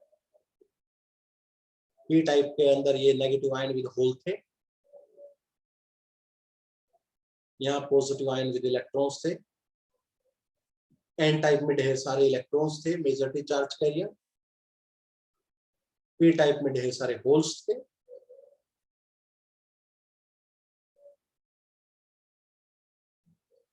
Apart from these majority charge career, P type में कुछ माइनॉरिटी चार्ज कैरियर भी होते हैं, एन टाइप में कुछ आपके क्या होते हैं बेटा, होल्स भी होते हैं। Now in forward reverse biasing, P is at a low potential as compared to मेरे बेटा N. P आपका लो पोटेंशियल पे होता है as compared to N. तो अगर देखा जाए तो बैरियर फील्ड क्या होगी बेटा? The direction of the barrier field is this. क्योंकि ये आपका इधर पोटेंशियल क्या है बेटा? I, और ये बैरियर पोटेंशियल है VP. लेकिन जैसे ही आपने एक्सटर्नल वोल्टेज लगाई तो इधर तो बेटा हाई पोटेंशियल और इधर मेरे बेटा लो पोटेंशियल. नाउ ये जो आपका समीकरण बना, इसमें कह सकते हैं बेटा कि आपकी वोल्टेज कहां से कहां वेरी करेगी? High to low. External voltage भी आपकी इस डायरेक्शन में आ गई. तो इससे जो net voltage I, net voltage वो आई क्या बेटा? दोनों की डायरेक्शन सेम है तो EB प्लस E एक्सटर्नल, दोनों का समअप हो गया. इसका मतलब डिप्लेशन लेयर के अंदर जो बैरियर है बेटा वो आपका क्या होगा? स्ट्रॉन्ग होगा या वीक होगा? बताओ प्लीज. और ज्यादा स्ट्रॉन्ग होगा. तो अगर बैरियर स्ट्रॉन्ग होगा तो क्या कभी आपके मेजॉरिटी चार्ज कैरियर बैरियर को क्रॉस कर सकते हैं? कभी नहीं कर सकते बेटा. दूसरा अगर मैं इसको बहुत अच्छे से आपको एक बात और बताऊं तो ये आपकी एक्चुअली बेटा, सॉरी मैं इसको अच्छे से बनाता हूं बेटा.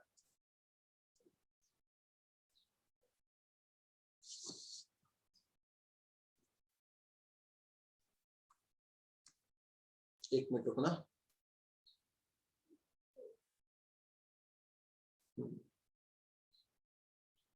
ये डायरेक्शन आई है बेटा आपकी नेट फील्ड की. This is the direction of the net field. ये क्या है बेटा? Direction of net field. बेटा मैंने आपको शायद एक बात बताई थी कभी कि जो इलेक्ट्रॉन्स होता है, अगर फील्ड की डायरेक्शन ये है तो इलेक्ट्रॉन्स जो होते हैं वो किधर फोर्स फील करते हैं? बताओ. फील्ड की दिशा से बेटा अपोजिट. और होल्स किधर बेटा? फील्ड की दिशा में. करते नहीं करते? बताओ.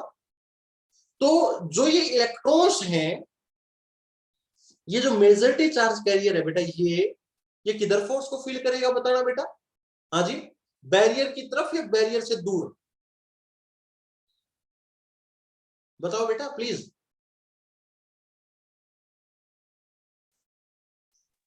क्या सर? अरे ये जो इलेक्ट्रॉन जो फोर्स फील कर रहे हैं, ये वाले इलेक्ट्रॉन ये बैरियर की तरफ फोर्स फील करेंगे या उससे अपोजिट? बैरियर की तरफ से. कैसे? अरे यार मैंने क्या बताया? अपोजिट होगा सर. अगर नेट इलेक्ट्रिक फील्ड तो उसी साइड है ना. हाँ, नेट इधर ही है, नेट ये है. हाँ जी, तो इसी साइड होंगे ना सर. बैरियर तो इस तरफ ही. यार क्या कह रहे हो? इलेक्ट्रॉन की डायरेक्शन अपोजिट है ना. इलेक्ट्रॉन की डायरेक्शन फील्ड से अपोजिट होती है. यस सर, ठीक है. तो इलेक्ट्रॉन जो है ये इधर आएंगे, दूर जाएंगे बैरियर से. दूसरा इधर वाले ये होल देखना. होल की डायरेक्शन क्या होती है बेटा? इलेक्ट्रिक फील्ड की डायरेक्शन. तो होल भी बैरियर से दूर जाएंगे. जाएंगे नहीं जाएंगे? तो इसका मतलब मेजॉरिटी चार्ज कैरियर की वजह से करंट फ्लो नहीं करेगा, क्योंकि ये तो बैरियर को क्रॉस ही नहीं कर पाएंगे, क्योंकि बैरियर से तो अपोजिट जा रहे हैं. लेकिन अगर मैं माइनॉरिटी चार्ज कैरियर की बात करूं, इन इलेक्ट्रॉन्स की बात करूं, तो बेटा इलेक्ट्रॉन की दिशा मैंने क्या बताई? फील्ड से अपोजिट. तो ये इलेक्ट्रॉन बेटा हो सकता है कि बैरियर की तरफ जाए. बताओ बेटा ये चीज समझ में आई नहीं आई प्लीज? ये जो होल है ये इधर जाएंगे. तो यहां पर मेजॉरिटी चार्ज कैरियर तो अवे फ्रॉम द बैरियर जा रहे हैं और माइनॉरिटी चार्ज कैरियर बेटा आपके कहां जा रहे हैं? आपके टुवर्ड्स द, किसके जा रहे हैं बेटा? बैरियर की साइड जा रहे हैं. तो जो करंट फ्लो करेगा वो किसकी वजह से करेगा? Due to the minority charge carrier. क्योंकि करंट तभी फ्लो करता है जब पूरे बैरियर को क्रॉस होकर वो चार्ज कैरियर आ जाए. तो हम यहां से पॉइंट्स लिखते हैं बेटा. क्या क्या बताओ? एज वी अप्लाई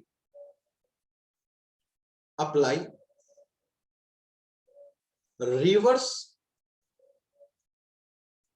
बाइस वोल्टेज, क्या क्या होता है? नंबर 1 बताओ बेटा. आपकी नेट फील्ड बढ़ती है घटती है? कोई एक बच्चा बताएगा बेटा. बताओ सुभाष. रोल नंबर 34 बताएगा मेरे को. रोल नंबर 34 कौन है बेटा? हाँ बेटा. हाँ हाँ ठीक है बेटा, हम करें, बताओ कंफर्ट हो? ओके, तो बेटा जैसे रिवर्स बाइस वोल्टेज को बढ़ाएंगे, बताओ नेट फील्ड बढ़ेगी या घटेगी? बढ़ेगी सर। ओके, तो नेट फील्ड ई नेट आपकी क्या कर रही है बेटा? इंक्रीज कर रही है।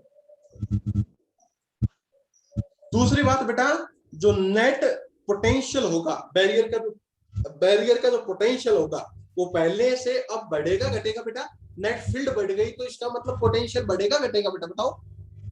सर बढ़ेगा। यस, तो net potential V also increase. Third बेटा, पोटेंशियल बढ़ना मतलब विड्थ बढ़ना, तो विड्थ ऑफ डिप्लेशन लेयर बढ़ेगी घटेगी, बताओ? बढ़ेगी। क्यों बेटा? क्योंकि majority charge career depletion layer से दूर चले गए, दूर चले गए तो मैं कह सकता हूं आपका क्या कहते हैं बेटा, ये और रीजन बढ़ गया जहां पर मोबाइल चार्ज कैरियर नहीं है ना? देखो डिप्लेशन लेयर वो थे जहां पर चार्ज कैरियर होते हैं, लेकिन अगर वो इलेक्ट्रॉन अवे मूव कर गए तो हम ये कह सकते हैं कि आपका डिप्लेशन लेयर का साइज बढ़ गया। तो size of depletion layer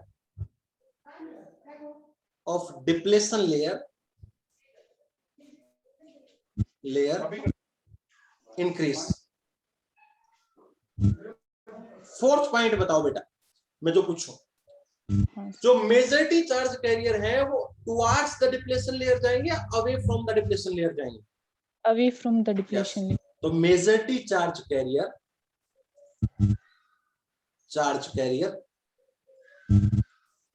move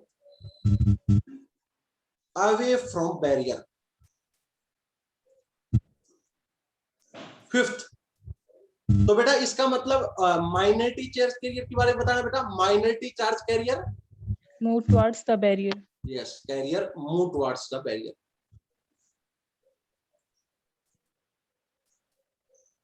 अच्छा और बात बता दो, तो जो करंट प्रोड्यूस होगा उसकी दिशा क्या होगी?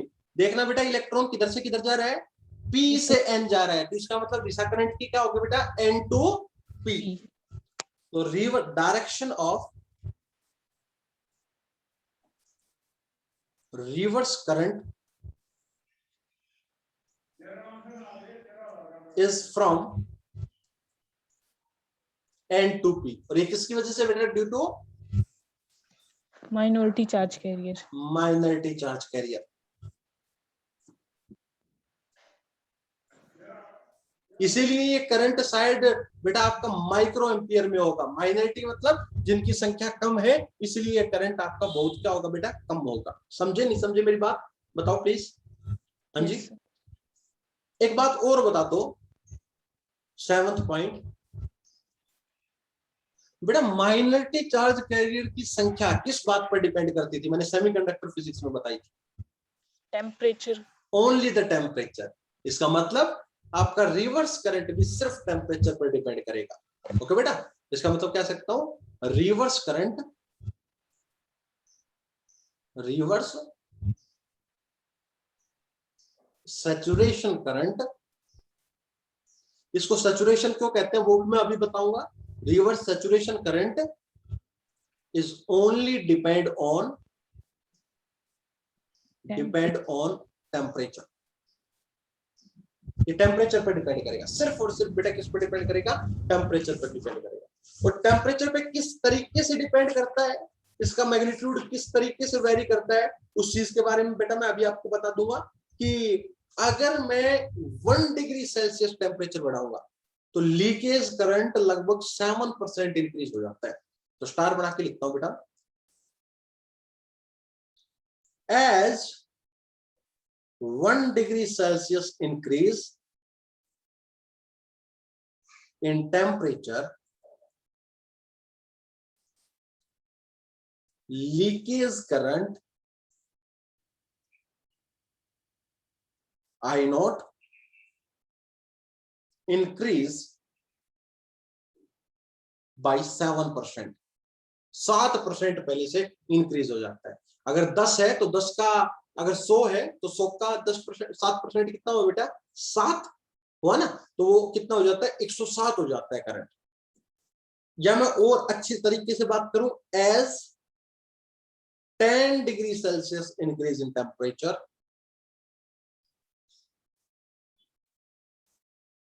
Leakage current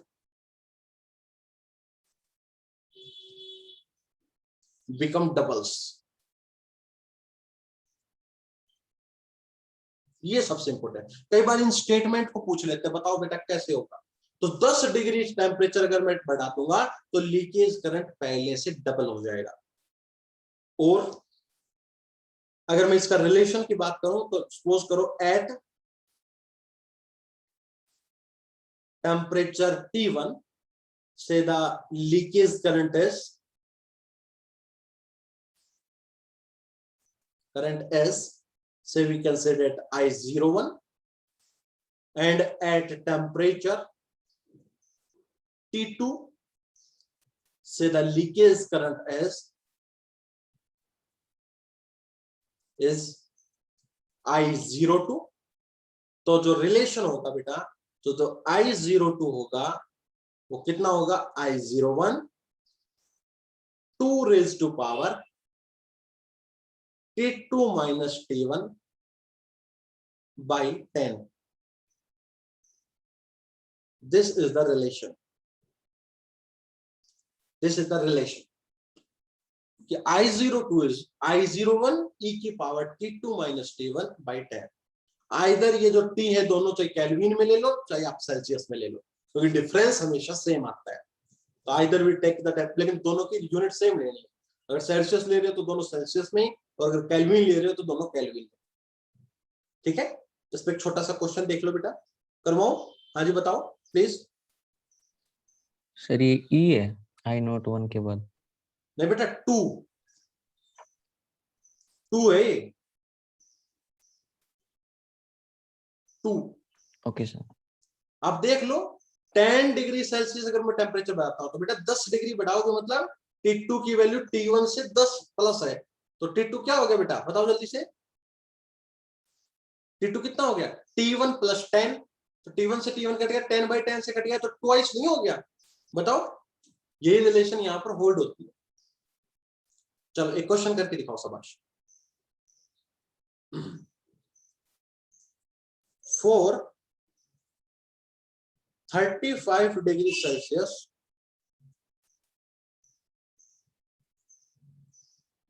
the leakage current is 10 microampere। Calculate leakage current at 65 degree Celsius. करो बेटा सोल्व जल्दी से, करो शाबाश। लेट्स सोल्व दिस, करो।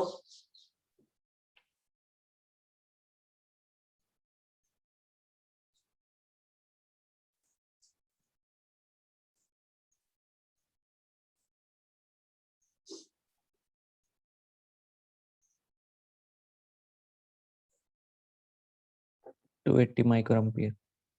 280। Yes sir. चलो देखते हैं।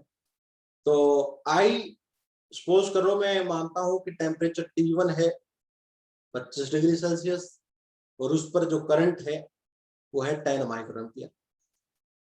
मेरे को टेम्परेचर T2 दे रखा है से 65 डिग्री सेल्सियस और I02 निकाल के लेकर आना है। तो I02 is equal to I01 that is the 10 microampere into 2 raised to power 65 minus 35 बटे 10। तो 10 into 2, 65 में से बेटा 35 गए तो हाँ जी बताओ 30 है बेटा। Yes sir. 30 by 10 तो 10 into 2 raised to power 3 बेटा ये तो 80 आ गया। आप पता नहीं क्या बता रहे हो, 80 आया सर। हाँ ये बच्चे ने कैसे कैलकुलेट किया भाई। ये 10 की जगह 35, सॉरी। ठीक है, तो ये आपका आ गया। बताओ बेटा आया नहीं आया ये करंट। हाँ जी, तो सिर्फ आपका लीकेज करंट टेम्परेचर के साथ वेरी करेगा और उसका बेटा क्वेश्चन इस तरीके से पूछा जाएगा। लो एक क्वेश्चन और लो, और लो एक question.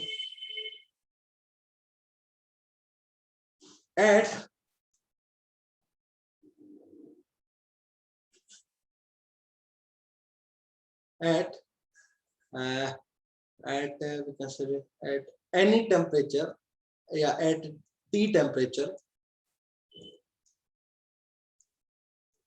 at T temperature, leakage current is we can say that that is the 10 microampere. If the temperature increased by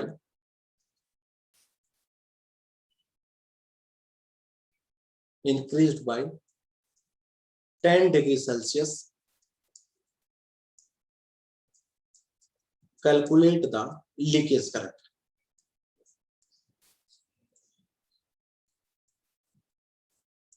चलो बेटा करो, शाबाश, करके दिखाओ।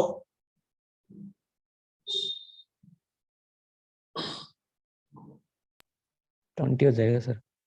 20, ओके। कैसे बेटा?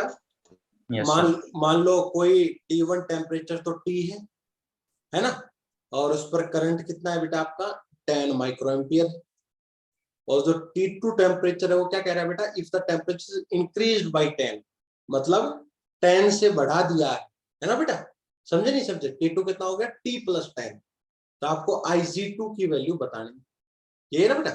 तो I02 is equal to I01, that is the 10 microampere, 2 raise to power T2 कितना बेटा T+10 माइनस T बाई 10, तो T से T, 10 से 10, तो मेरे ख्याल से 20 माइक्रो एम्पियर आप आंसर आ चुका है। देखो बेटा ये किया है क्या आपने? हाँ जी, यस ओके, शाबाश बेटा। एक क्वेश्चन और please. Eight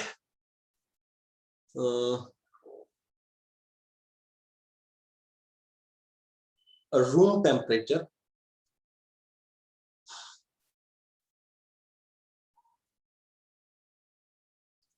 leakage current is say 10 microampere. If the temperature increase to 400 Kelvin,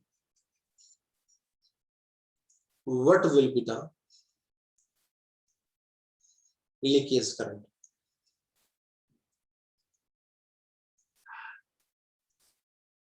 बताओ बेटा, शाबाश, करो।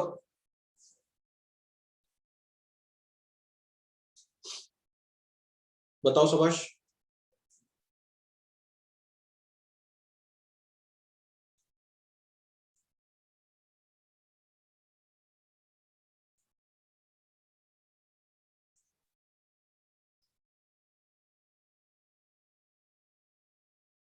करो करो।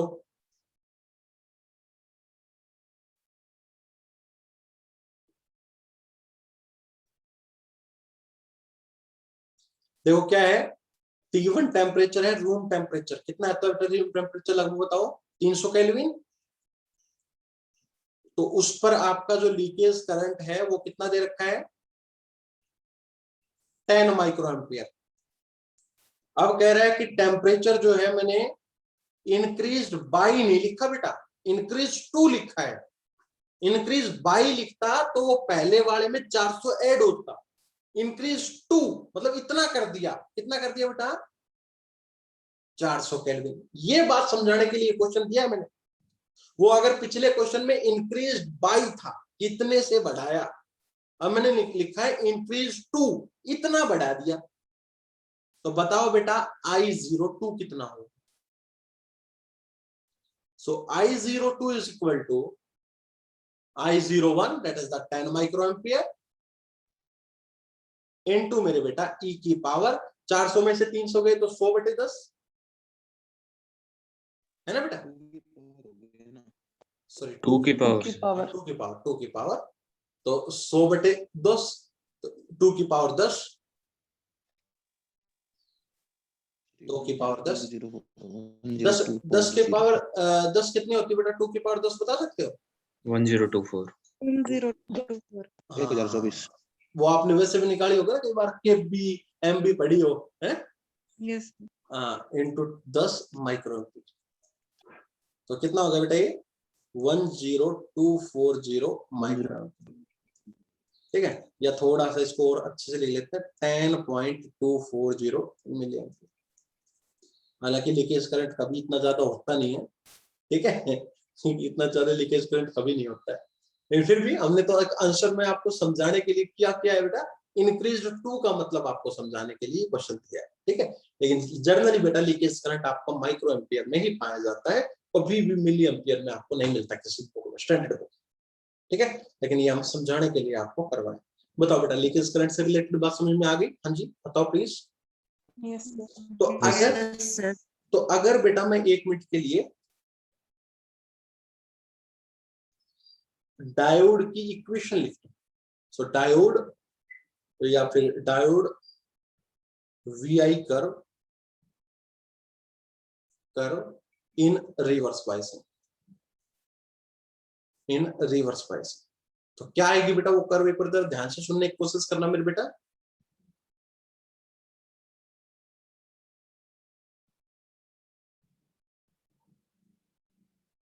तो अगर यहां पर फॉरवर्ड करंट था जो मिली एम्पियर में आता था, जो आपकी डायरेक्शन P टू N हुआ करती थी, और इधर अगर फॉरवर्ड वोल्टेज थी, तो बेटा रिवर्स वोल्टेज क्या होती है बेटा? इससे बिल्कुल अपोजिट है ना बेटा।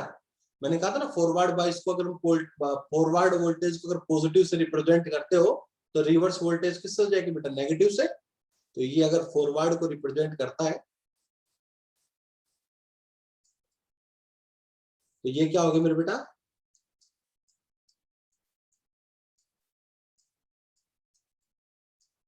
रिवर्स वोल्टेज होगा। ऊपर अगर फॉरवर्ड करंट है तो नीचे क्या होगा बेटा? बताओ जल्दी से। रिवर्स करंट होगा। तो लगभग बेटा मैंने बताया कि वोल्टेज के साथ तो लीकेज करंट का कोई रिलेशन नहीं होता, तो कोई ज्यादा कुछ वेरिएशन होता नहीं है बेटा, कोई वेरिएशन नहीं होता। लेकिन एक पर्टिकुलर वैल्यू अगर हम कर देंगे तो बेटा वहां पर क्या हो जाता है आपको बताओ जल्दी से? ब्रेकडाउन, एवलांच ब्रेकडाउन हो जाता है। और एवलांच ब्रेकडाउन से एकदम आपका करंट बढ़ता है। कल की क्लास में मैं एवलांच ब्रेकडाउन भी पढ़ाऊंगा। लेकिन अगर ब्रेकडाउन से पहले की स्थिति पढ़े तो करंट ऑलमोस्ट आपका क्या होता है? कांस्टेंट होता है, जिसकी वैल्यू I नॉट होती है। This I not actually depend, this I naught is reverse. अब बेटा इसको सैचुरेशन करंट क्यों कहा पता लग गया? क्योंकि वोल्टेज के साथ इतना वेरी नहीं करता, ये सैचुरेट होता है, सेम होता है। वोल्टेज के साथ वेरी नहीं करता, ये सिर्फ टेम्परेचर के साथ वेरी करता है, इसीलिए बेटा इसको रिवर्स सैचुरेशन करंट कह देते हैं।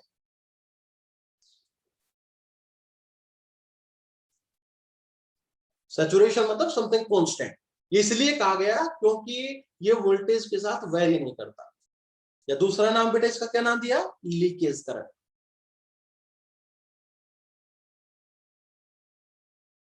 जो सिर्फ टेम्परेचर पर डिपेंड करता है, और हमने इसकी खूबसूरत से बहुत सी इक्वेशंस को अच्छे से देख लिया। बताओ बेटा ये चीज समझ में आई मेरे बेटा? बताओ प्लीज। हाँ जी बताओ। Yes sir. तो कल की क्लास में बेटा मैं आपको इसके बारे में और बताऊंगा, एवलांच ब्रेकडाउन के बारे में बताऊंगा, और फिर इससे आगे हम जो है वो न्यूमेरिकल्स की तरफ प्रोसीड करेंगे, ठीक है बेटा।